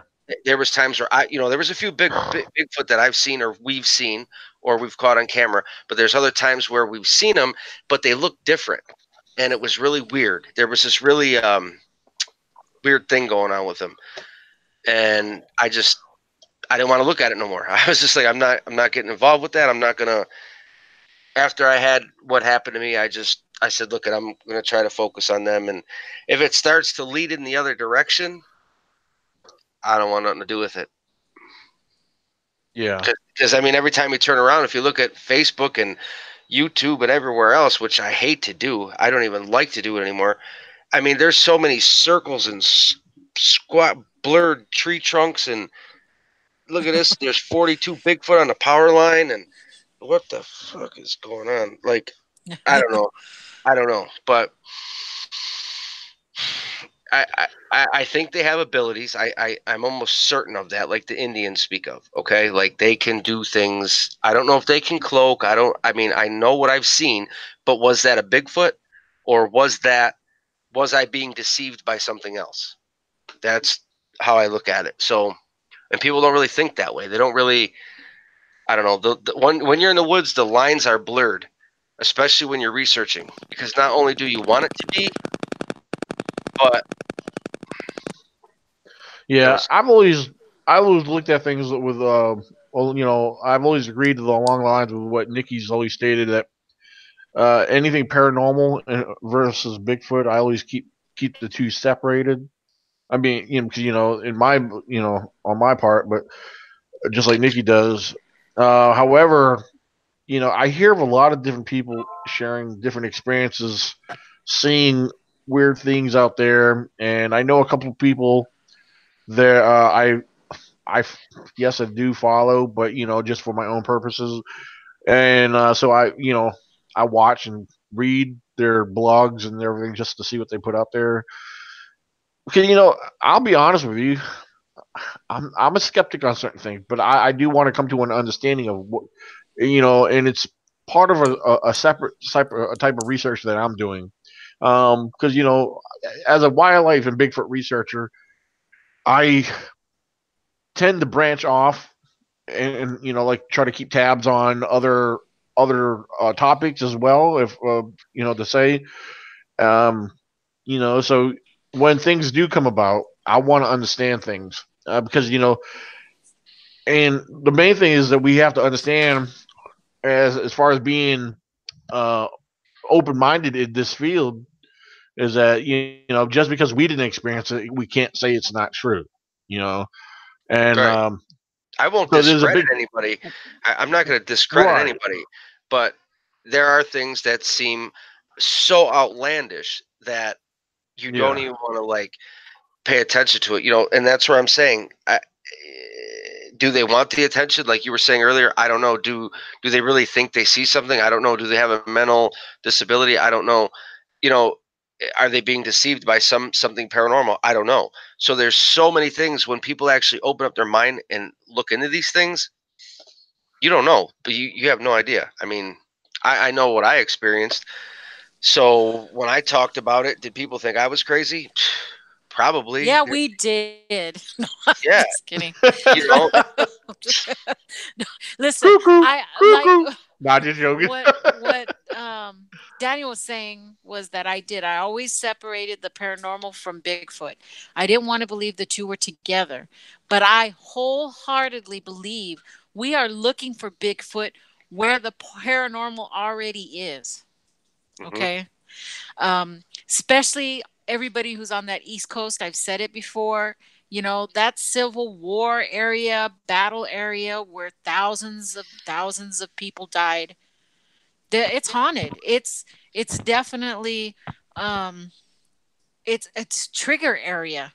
So you're hmm looking for something you think is flesh and blood, and in the same time you've got other things happening because I've see had that's my odd. own experiences. That's odd that you really say that because we're always looking to. Okay, so let's put this in perspective. We're looking for Bigfoot, right? Right. and there's so many groups that get close. They'll get the footage, or they'll get in there, or you don't know what it is, or they'll collect their samples or do whatever they're doing, and just before they get to that final, like, I'm going to get the best picture or whatever, it seems like there's something between us and them that prevent us from getting the truth. So is it that paranormal world? Could be. Because it seems like these things happen to everyone, even though they don't talk about it. It seems like it's a buffer between us and getting the Bigfoot truth. Because the minute they get to that, like, I'm going to get the answer, things change. And then you talk to these people, I'm like, what the hell? When did you turn into a paranormal person talking about big? You know what I mean? Like, Right. I don't know. I don't have the answers, but I just don't want to experience that anymore. Like that, when people get into that, they don't even know what they're dealing with. They have no idea. Like, Right. that shit is bad. I mean, not Okay. all of it. Not all of it is bad, but I mean, a But ghost you is a have to ghost. be the type of person that can handle that type of activity.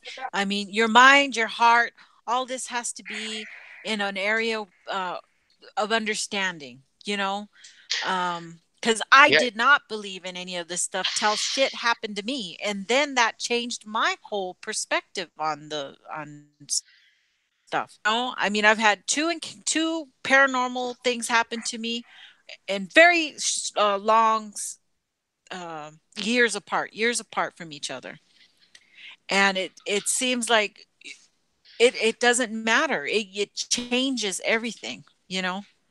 It how you look at things, how you hear things. You know, oh, um, 100%. it changes, and you're gonna always have that little bit of thing like, what was that?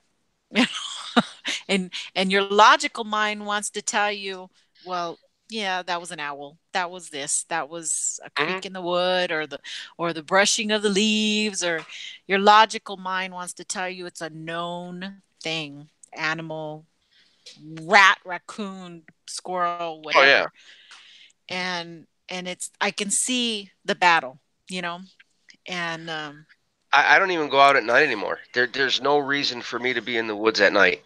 After what I experienced, and like I told you before, the way I look at it is 90%, well, I'm going to say 80% of Bigfoot sightings to me happen in the daytime. If you look at most of the footages out there that you could even take a look at that are any somewhat credible, they're all daytime sightings. The only yep. nighttime sightings you have are a couple possibles on FLIR, or people driving down the road that said, I seen one cross the road. And so I do most of my research during the day. And at nighttime, I'm just not traipse. I mean, if we're gonna go camp and sit in an area and camp, I'm cool. We'll go camp. I'm not gonna go traipse a mile through the woods in the dark, because there's other things out there, besides crazy ass paranormal stuff. But the real animals, bears, Yeah. snakes, shit you cannot see, and Right. I'm not gonna break my ankle. It's just not. It's not feasible. Just to get a FLIR shot, a possible FLIR shot of a Sasquatch, and it makes no sense, because your health and safety is the first, and foremost, being out there. That's the way I look at it. But Yeah. But you were doing some really alternative style experiments out there. You stop Yeah. it. So I get it. I had to yeah, do it. Like, I was you called you to do did. that. You did, and you got you got answers that you didn't want. I got answers that I didn't want, and it was things. I'm glad I brought light to it in a way. I wasn't trying to. Um, I wasn't trying to split the camps or split hairs, or I was doing this for myself. This research, this is where it led me. All this deep thinking, the things I learned from them, the following, the whole aspect. I let it snowball, and where it took me. And then when I had these encounters of these crazy things, I think that's where I was deceived.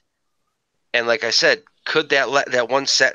Well, the one, I don't have it on film, but there was this one Sasquatch that was seen, and it looked blacker. I think I talked about this before, where it looked like a hologram.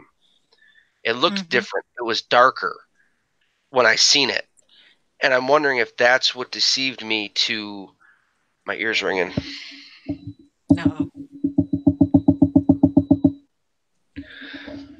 that's what deceived me to look into the paranormal, because of the things that happened. And then when I seen the blue light disappear, I started like, it was giving me these clues. It was like feeding me, like I'm a bird, here, giving me these things.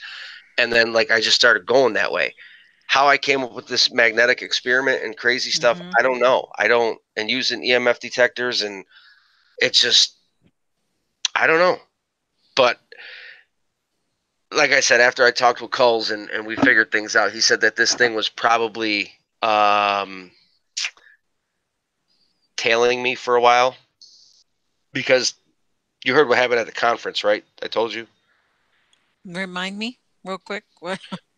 Well, I thought I told you guys. So in October, they have the conference up in Chautauqua Lake, and we were all up there. It was me, my fellow researcher that passed away, my other researcher. We went up for the conference, selling the books, doing the whole nine. Steve was there. Like, there was other guys there. Seth Breedlove, Aaron Dunbar, all these guys go up there. So we go to the cabins where Peter holds his conference. And he's like, yeah, you guys stay here, do whatever. So great place. It's We Want You Cottages. So short story here. That night, Friday, I go to bed, maybe, I don't know, it was before the guys. They went to bed at like 2:30. I went to bed around 12:30, I think it was. Went to bed, woke up around roughly 3 or 3:30, and I smelled gas. And I was like, what the hell is that? So on the wall in the living room is like a heater, a wall heater with the flames. It's got the gas piping. So I went over and I turned it down. I was like, if there's a leak, I don't want to, I don't want to die. I don't want to die. Yeah. I went and turned it down. I went back into my bedroom. I slept in my own room. All the other three slept in the one other bedroom because they had multiple beds. Each room had multiple beds, but there was a window to my right here between the two beds. So I opened that up. I was like, at least that's open. I'll be good. No issues. Fell back asleep about 4:30. I woke up, and that's when I had that thing holding me down. Did I tell you that? No, you hadn't, but go ahead. Actually, going. I remember. Yeah, I do remember that part. Yeah. Okay, so this thing, I woke up, and when I woke up, this thing was like right at my face. It was big. I'm a big guy. I'm strong for my size. I'm a guy. I'm decently. I was athletic. I'm strong. Whatever. And I couldn't push this thing off me. Like, it was the worst thing that I'd ever gone through in my life. I'm telling you. Like, Ryan, I've had that experience. I know exactly what you're talking about. so this thing was at my face, and I'm going to give you a description of this thing if you haven't heard this yet. So I'm going to tell you this whole thing that transpired over this weekend. I'm laying in bed. It's on top of me. It's got jagged black teeth. The color of the skin is opaque. It's like the rake color skin, like that. It's got, the eyes are big. They're the best thing I can describe is if you have black sunglasses on, but the sheen on them looks silver. That's what it looks like. The eyes look like that, and had two horns that went directly straight over the back of its head. And on those horns, there was rings. Okay, there was rings, and it was about this far from my face. And its head is grin. The grin on its face. I mean, I'm telling you, the mouth was like as long as my cell phone. It was like 6-8 inch. Like, it was unreal. And I'm trying to push this thing off me. Like, I'm shaking. I'm like pleading. Like, I almost gave up, and it came to my mouth, and it was like it was inhaling, it was sucking like at my mouth, and I'm holding, and I'm shaking, like you can visualize me in bed. I'm shaking, screaming. I'm screaming for my friends to come help me. In my head, all of a sudden, I heard, I thought, God help me. When I thought God help me, this thing got up off of me, walked over off the bed, walked across the room. I could see the whole thing, and it walked into the closet and disappeared. On the back of it, it was kind of hunched over. It was like 6 foot tall, but it was hunched over, and I could see the knots on its back, like where our vertebrae would be, and its legs were like a dog's back legs. That's how it was walking. Like, it was different. This thing was different. And man, I jumped out of bed, and when I jumped, my buddy Dan come running in the room, and he's like, "Dude, I heard you screaming. Are you okay? Like, what the fuck?" And I said, "Dan, I don't even know what the fuck just happened, but if I told you, you wouldn't even believe me." So this whole thing transpired. It was, I don't know, 5 o'clock in the morning. I said, "Damn, I got to be up for the conference at 7 to, talk or do whatever." I said, "I got to take a shower." So I took a shower, and the one thing I noticed is I was overheating. My body was so hot. The heat was off. I went around the cabin. I opened up all the windows, and it was like October what, 18th, 14th, and it was like 30 degrees and rain. So it was freezing. When the guys woke up, they were like, "Dude, are you okay? Like, what the hell are you doing?" Like, you could see your breath in the cabin. They're like, "It's freezing in here." I'm like, "Dude, I showered. It's like 7 o'clock. I'm sweating. Like, I'm profusely hot." And they're like, "Well, we'll meet you at the conference." I said, "All right, well, I'm going to drive over there and I'll get there." I got there to Camp Aniasa, and there's like this huge deck when you get back there. I parked the vehicle. I walked over there, and I ran into Steve and a couple other guys, and like, I wasn't feeling it. I was like, "I got to go. Like, I need to leave. Like, I don't feel like being here." And Steve's like, "Dude, are you all right? What's going on? You were fine yesterday. Went out to dinner. What the hell? What the hell is the situation here?" Um, I was like, "Let me talk to you. I need to tell you what transpired last night in my cabin." So before I do that, come to find out, I think it was Tony Merkel stayed in the cabin across from, was it Tony Merkel? The year prior, stayed in the cabin across from ours and said that they had a glass fly off the table and smash, and then they had handprints all over the insides of their windows in the cabin. But that was a different thing. But so I proceed to tell Steve, calls, "Hey, this is what happened. This is the whole thing." And he's like, "You're pale. I can see you're not. Something's up." He's like, "Can I pray with you or whatever?" Why? Come to find out, he was like an ordained minister way back, like from like a firehouse station thing or whatever. And he's into the paranormal now. So, I was like, "Yeah, I guess." Well, I didn't know at the time his girlfriend had gone to the car to get holy water and frankincense and myrrh and all this other stuff. Um, so she comes back with all this stuff, frankincense, the myrrh, the holy water, and he's like, "I want to pray with you." I'm like, "Whatever." So he like puts his hand on me and he starts to pray with me. And I guess Steve said that he asked me to say the Lord's Prayer with him, and I told him no. That's kind of when I blacked out. Like, I didn't know what was happening. I didn't know what was transpiring. I was not here. And he said he kept his hand on me and prayed and prayed and prayed and prayed and was hitting me with holy water. And that I told him I can't pray with him. And I turned and I walked all the way down this deck. Like, it was probably, I don't know, 40 feet. And then it goes down and then around the corner to the building. And I walked down there and I started like throwing up. And they came running down there. They were putting more holy water and all this stuff, praying. And I was like throwing up, whatever, vomiting. And he stuck the frankincense under my nose or the myrrh or whatever it was. And that's kind of what brought me out of it. Like, I just came to it, like, with the last like vomit or whatever. And I'm looking at them like, what happened? Like, I didn't know that all this transpired. And the best words that Calls used was that I looked like concussed or whatever, like I was hitting the head, like, because there was snot and tears, and I was just out of it. Like, I didn't know. It had scared the hell out of me. Like, I didn't know what happened. But so after that, like, I ended up that night we hung out for a little bit. I ended up going home. I didn't stay in the cabin. I let the other researchers stay in the cabin. I went home, and ironically, one of my friends passed away that was in that cabin with me. So for me to follow or think anything paranormal anymore, I've had things happen still at home a little bit. I was actually going to have Steve come out. I've been going to our church to see the minister or whatever, the pastor.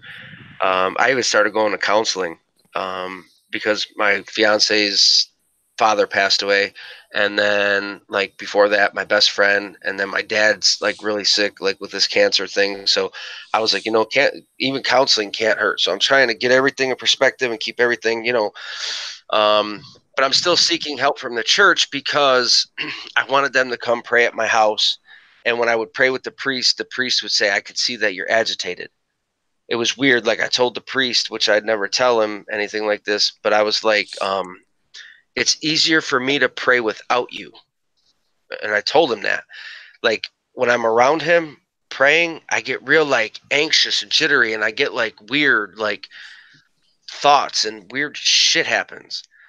But if I go out into the rectory and like into the church and pray by myself, it's like I'm okay, it's fine. But that's why I got my gold cross, and I don't let it leave my neck ever. Like I got my crucifixes, I got my angel right that stays right like right here. Like I'm Catholic, but I'm not into that paranormal shit no more. Like I don't care. I don't care if Bigfoot is paranormal. I don't want nothing to do with it.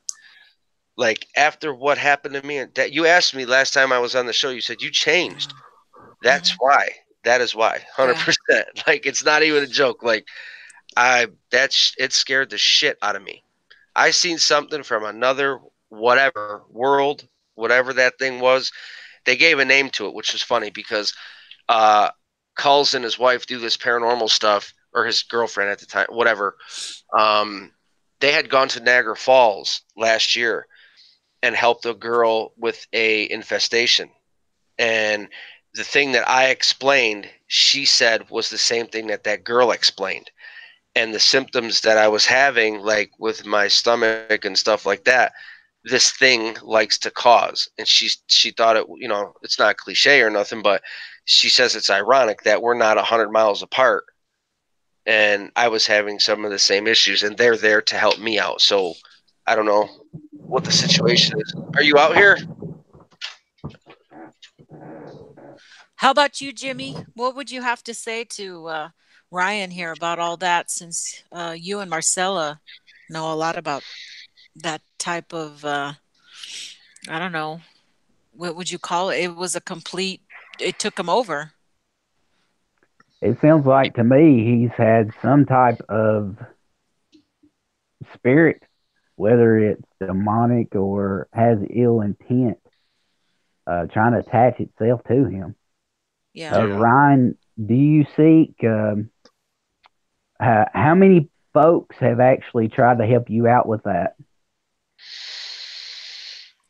Steve Culls was the first one, which he kind of helped. And when I went through that whole prayer session and whatever he was doing, another gentleman, because the only time I told this to anybody was on the BDRP in like December. We did the discussion, me, the researcher that passed away, and Steve Culls and D and his friend.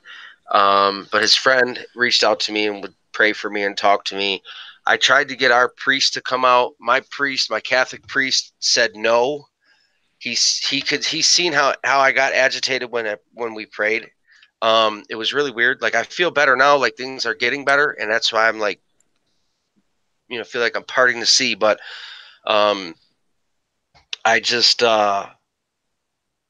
he told me no, and that I should go to counseling. So what I found out is they won't jump in and intervene. They want to make sure that you're mentally stable and mentally healthy. So like I went to my counselor. I gave her my books that I've written.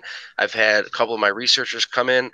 I've had people talk to her, what they've seen, what I've experienced, what happened to my fiance.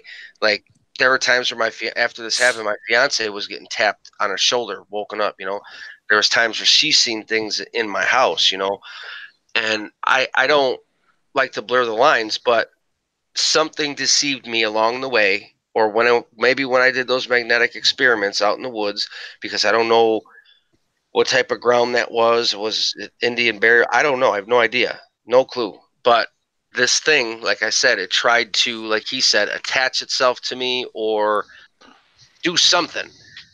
And I've had a few people try to help me, which the funny thing is I think I'm going to finish up counseling here and take all her reports and go to the priest and say, here they are. you can review them.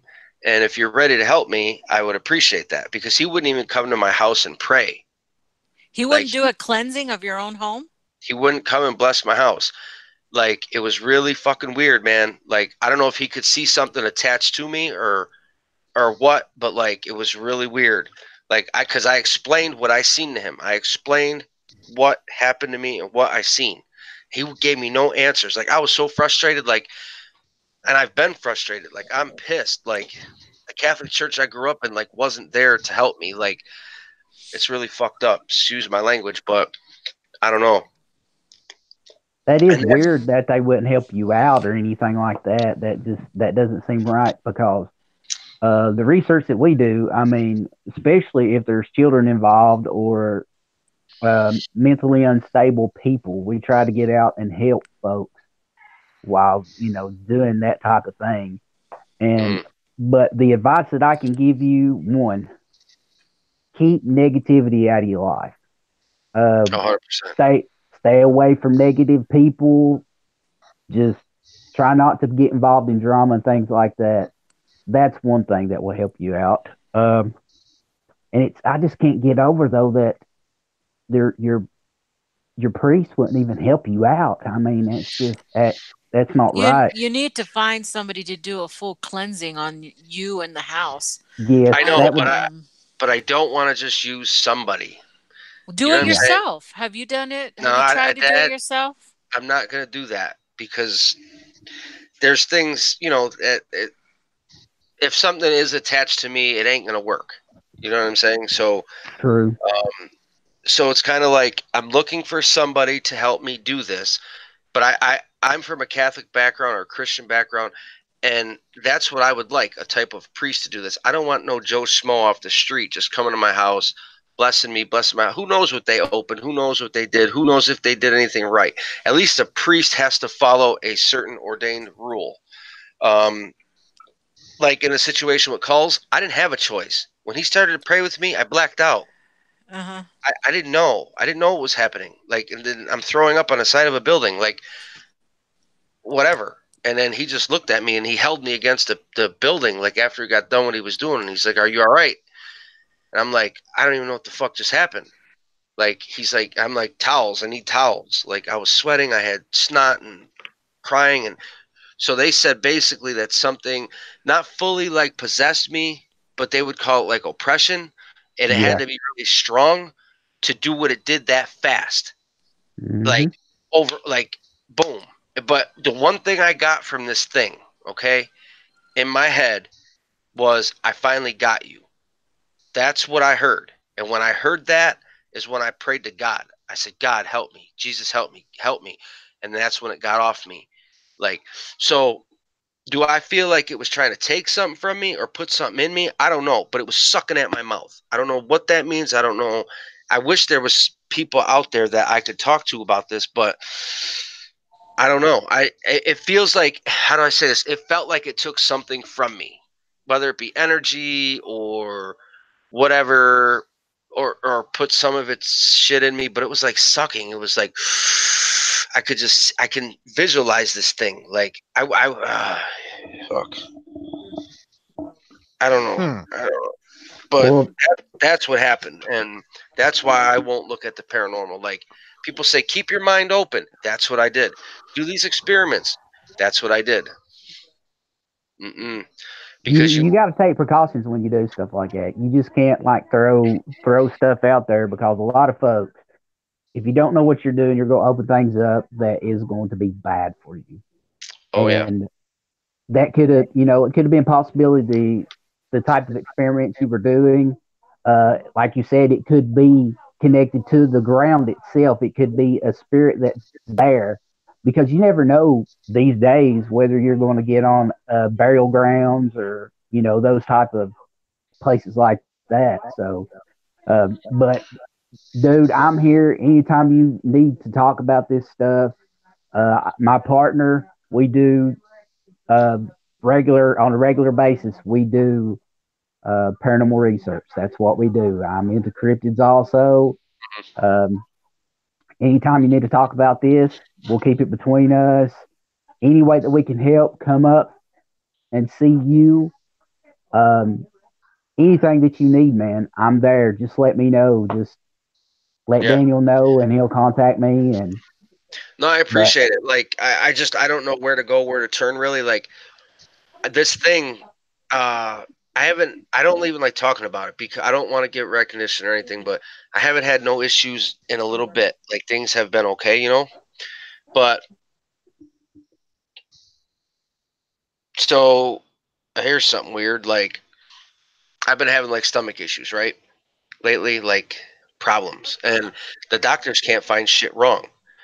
So, like, I just did a CAT scan. Like, Monday, I was in the hospital because I had these, like, stomach pains. Like, I've done CAT scans, I've done sonograms, I had blood work done, like all this shit. So, and this is what Coles told me before. Like, he said that this type of thing, I'll say entity, I'll say this, it likes to do that.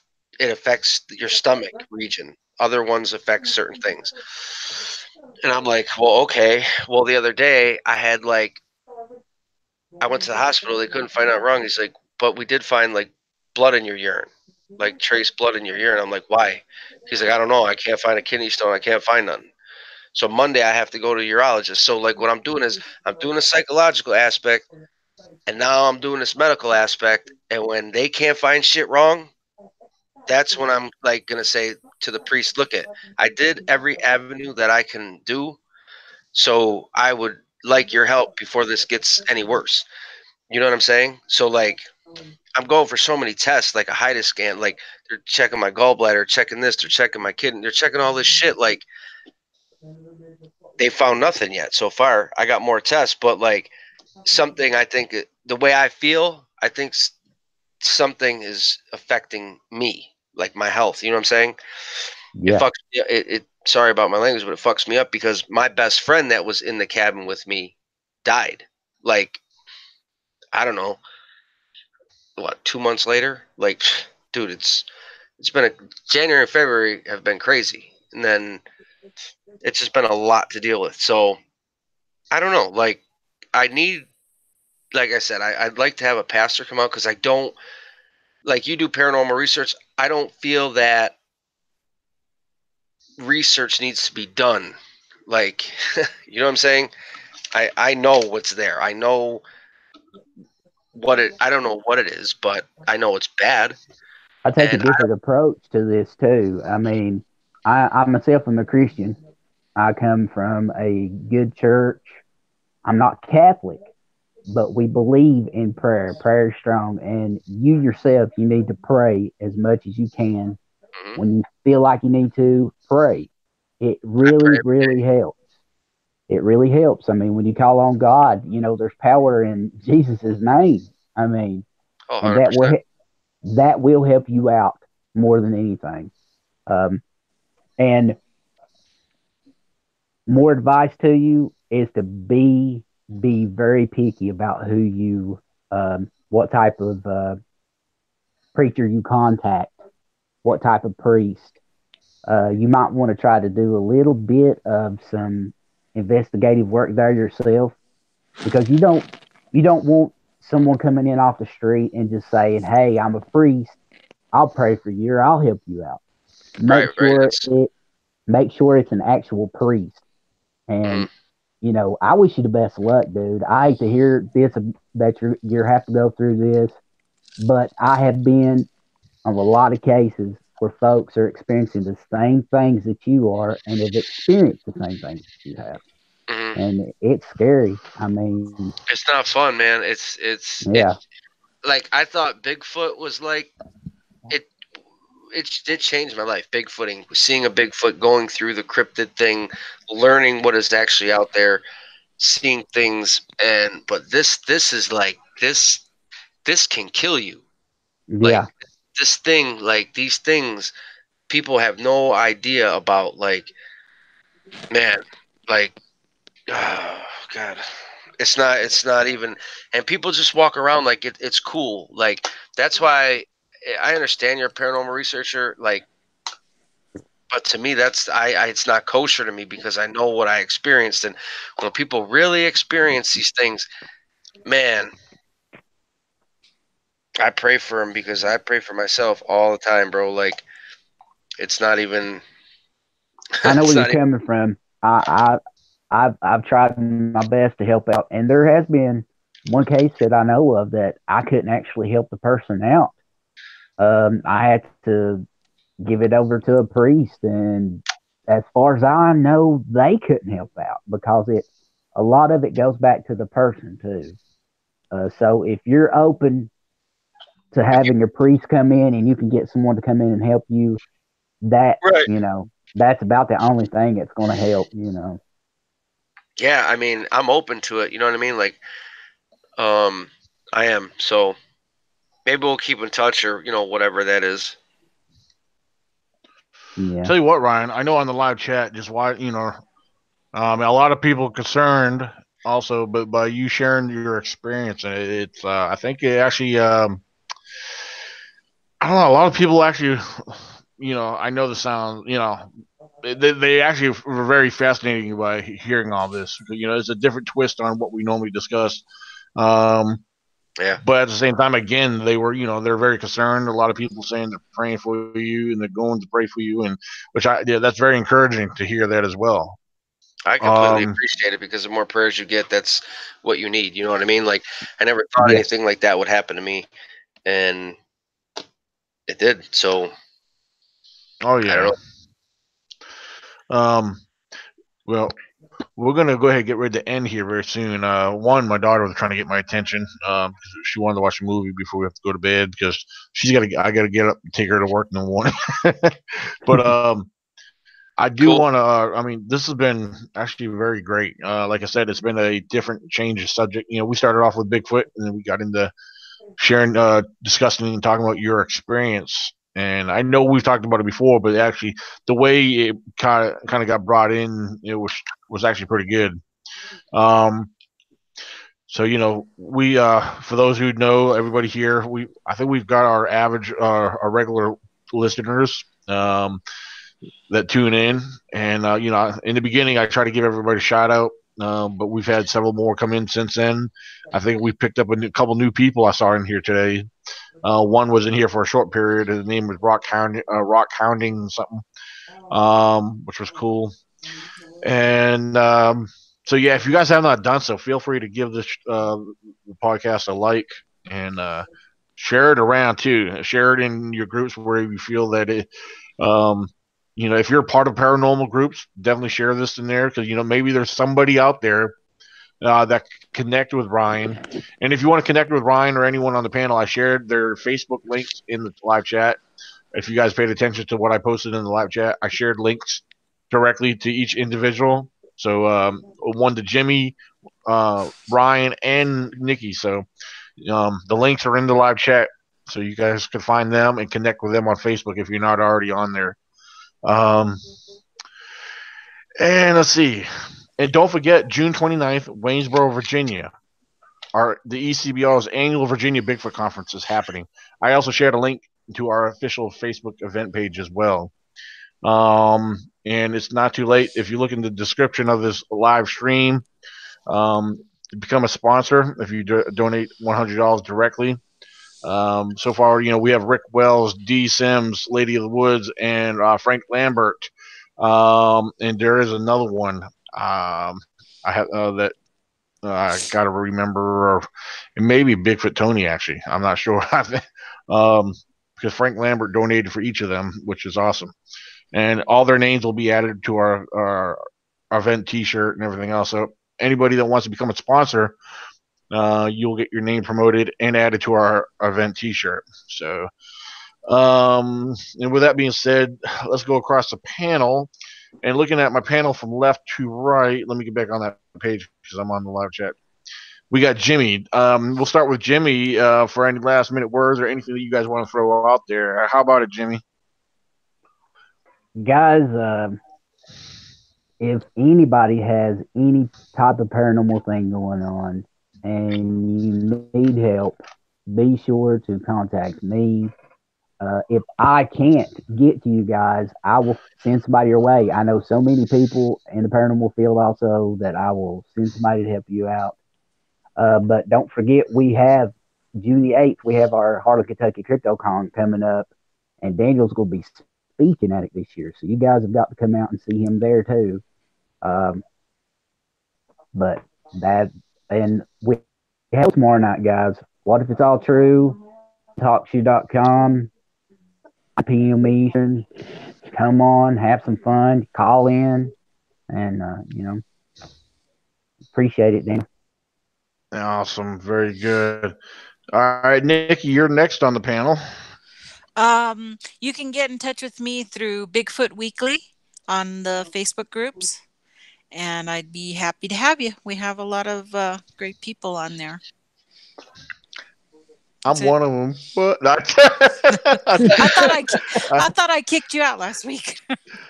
Oh, that was 2 weeks ago. You mean I've been blocked and dropped from another group? Nah, just. You got to be careful letting Dan on your show. He likes to talk too much. Yeah, Jimmy's not lying. I mean, if you give me if you present me with the right questions, I can get lost in conversation and discussion. But I had to get. I mean, that's what Yeah, I know. I get talking too much. I end up boring the heck out of people. I'm sure. I can't help it sometimes. That's why I try to sit back and shut up when I have panel members. I was like, that's the reason I have panel members. Let them do the talking, because if I don't, I can get talking about all kinds of stuff and taking in all different directions. So it's all good, bro. It's all good.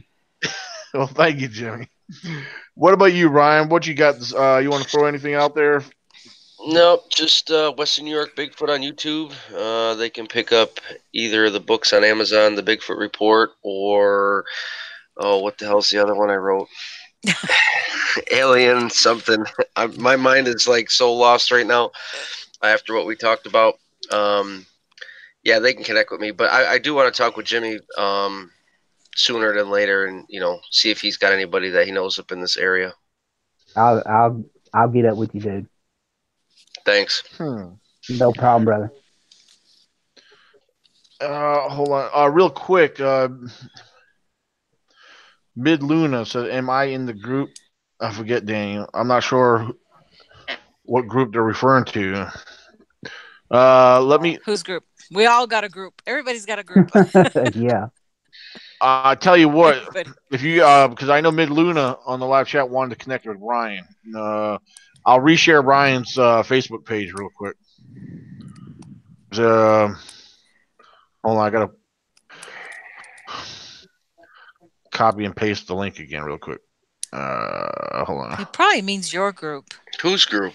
Oh, we're all groupies. Ryan, I mean Daniel's group. We're all groupies. You're right. We go from group to group to group. I've got so many groups that I can't even keep track. Dude. It's my God.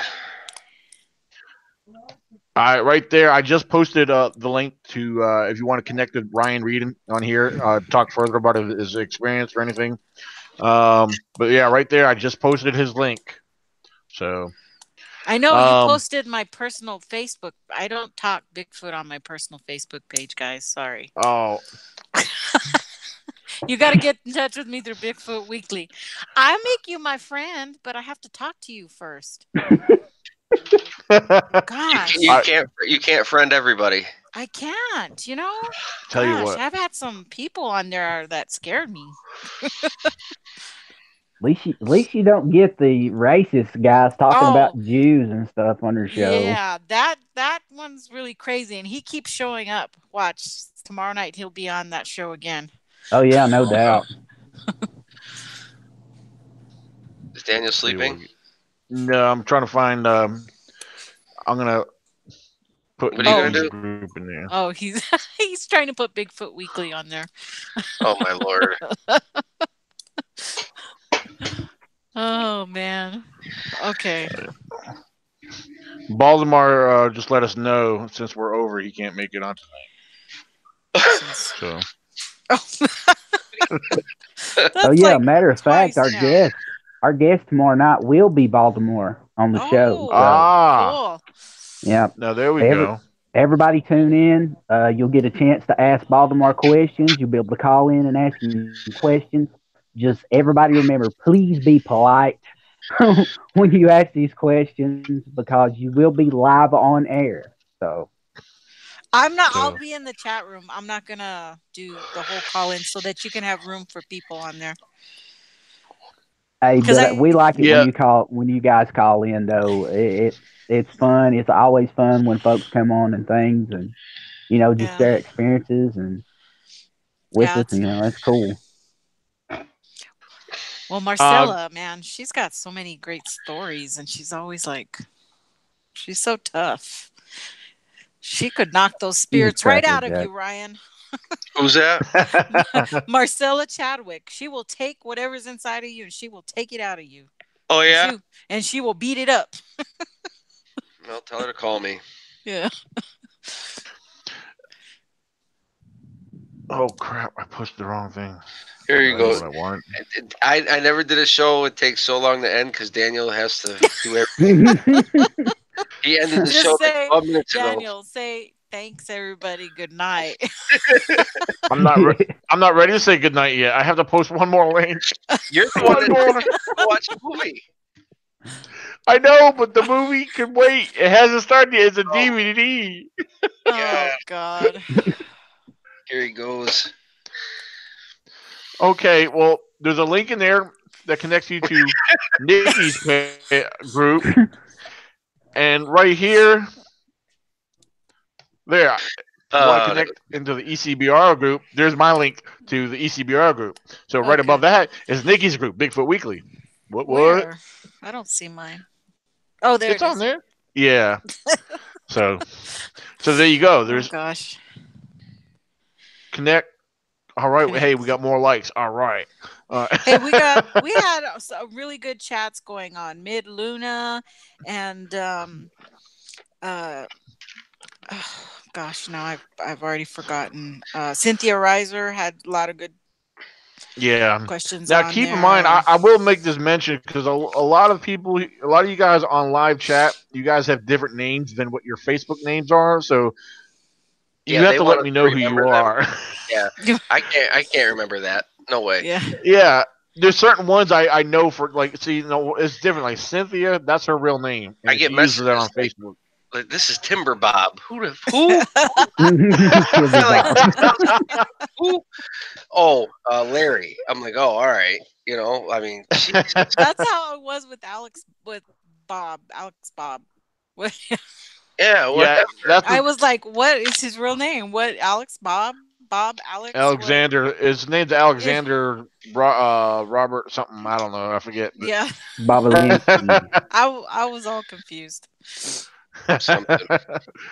So, but everybody knows Alex Bob is Bigfoot Bob. So, hey, you guys want to come out and meet Bigfoot Bob? Come to the June 29th ECBRO Virginia Bigfoot Conference. June 29th. There you go. So, you hold it on my birthday every year. Well, come up and celebrate. Bigfoot will be there. Oh, Get a spanking for Bigfoot. I'll bring him with me. Man. Nobelisky. Well, all right. Ladies and gentlemen, I am going to end this. I'm sorry I'm blabbing. So, well, thank you guys. We will see you again next Friday night, 8 p.m., same time, same channel. Peace. And be sure to tune in on Talk Shoe Radio with Jimmy Blanton. All right, tomorrow at what time is that, Jimmy? 9 p.m. 9 p.m. guys. Baltimore 9 p.m. will be our guest. All right. Sounds good. Man, that's all, folks. Peace. Oh, my God. You guys have a good night.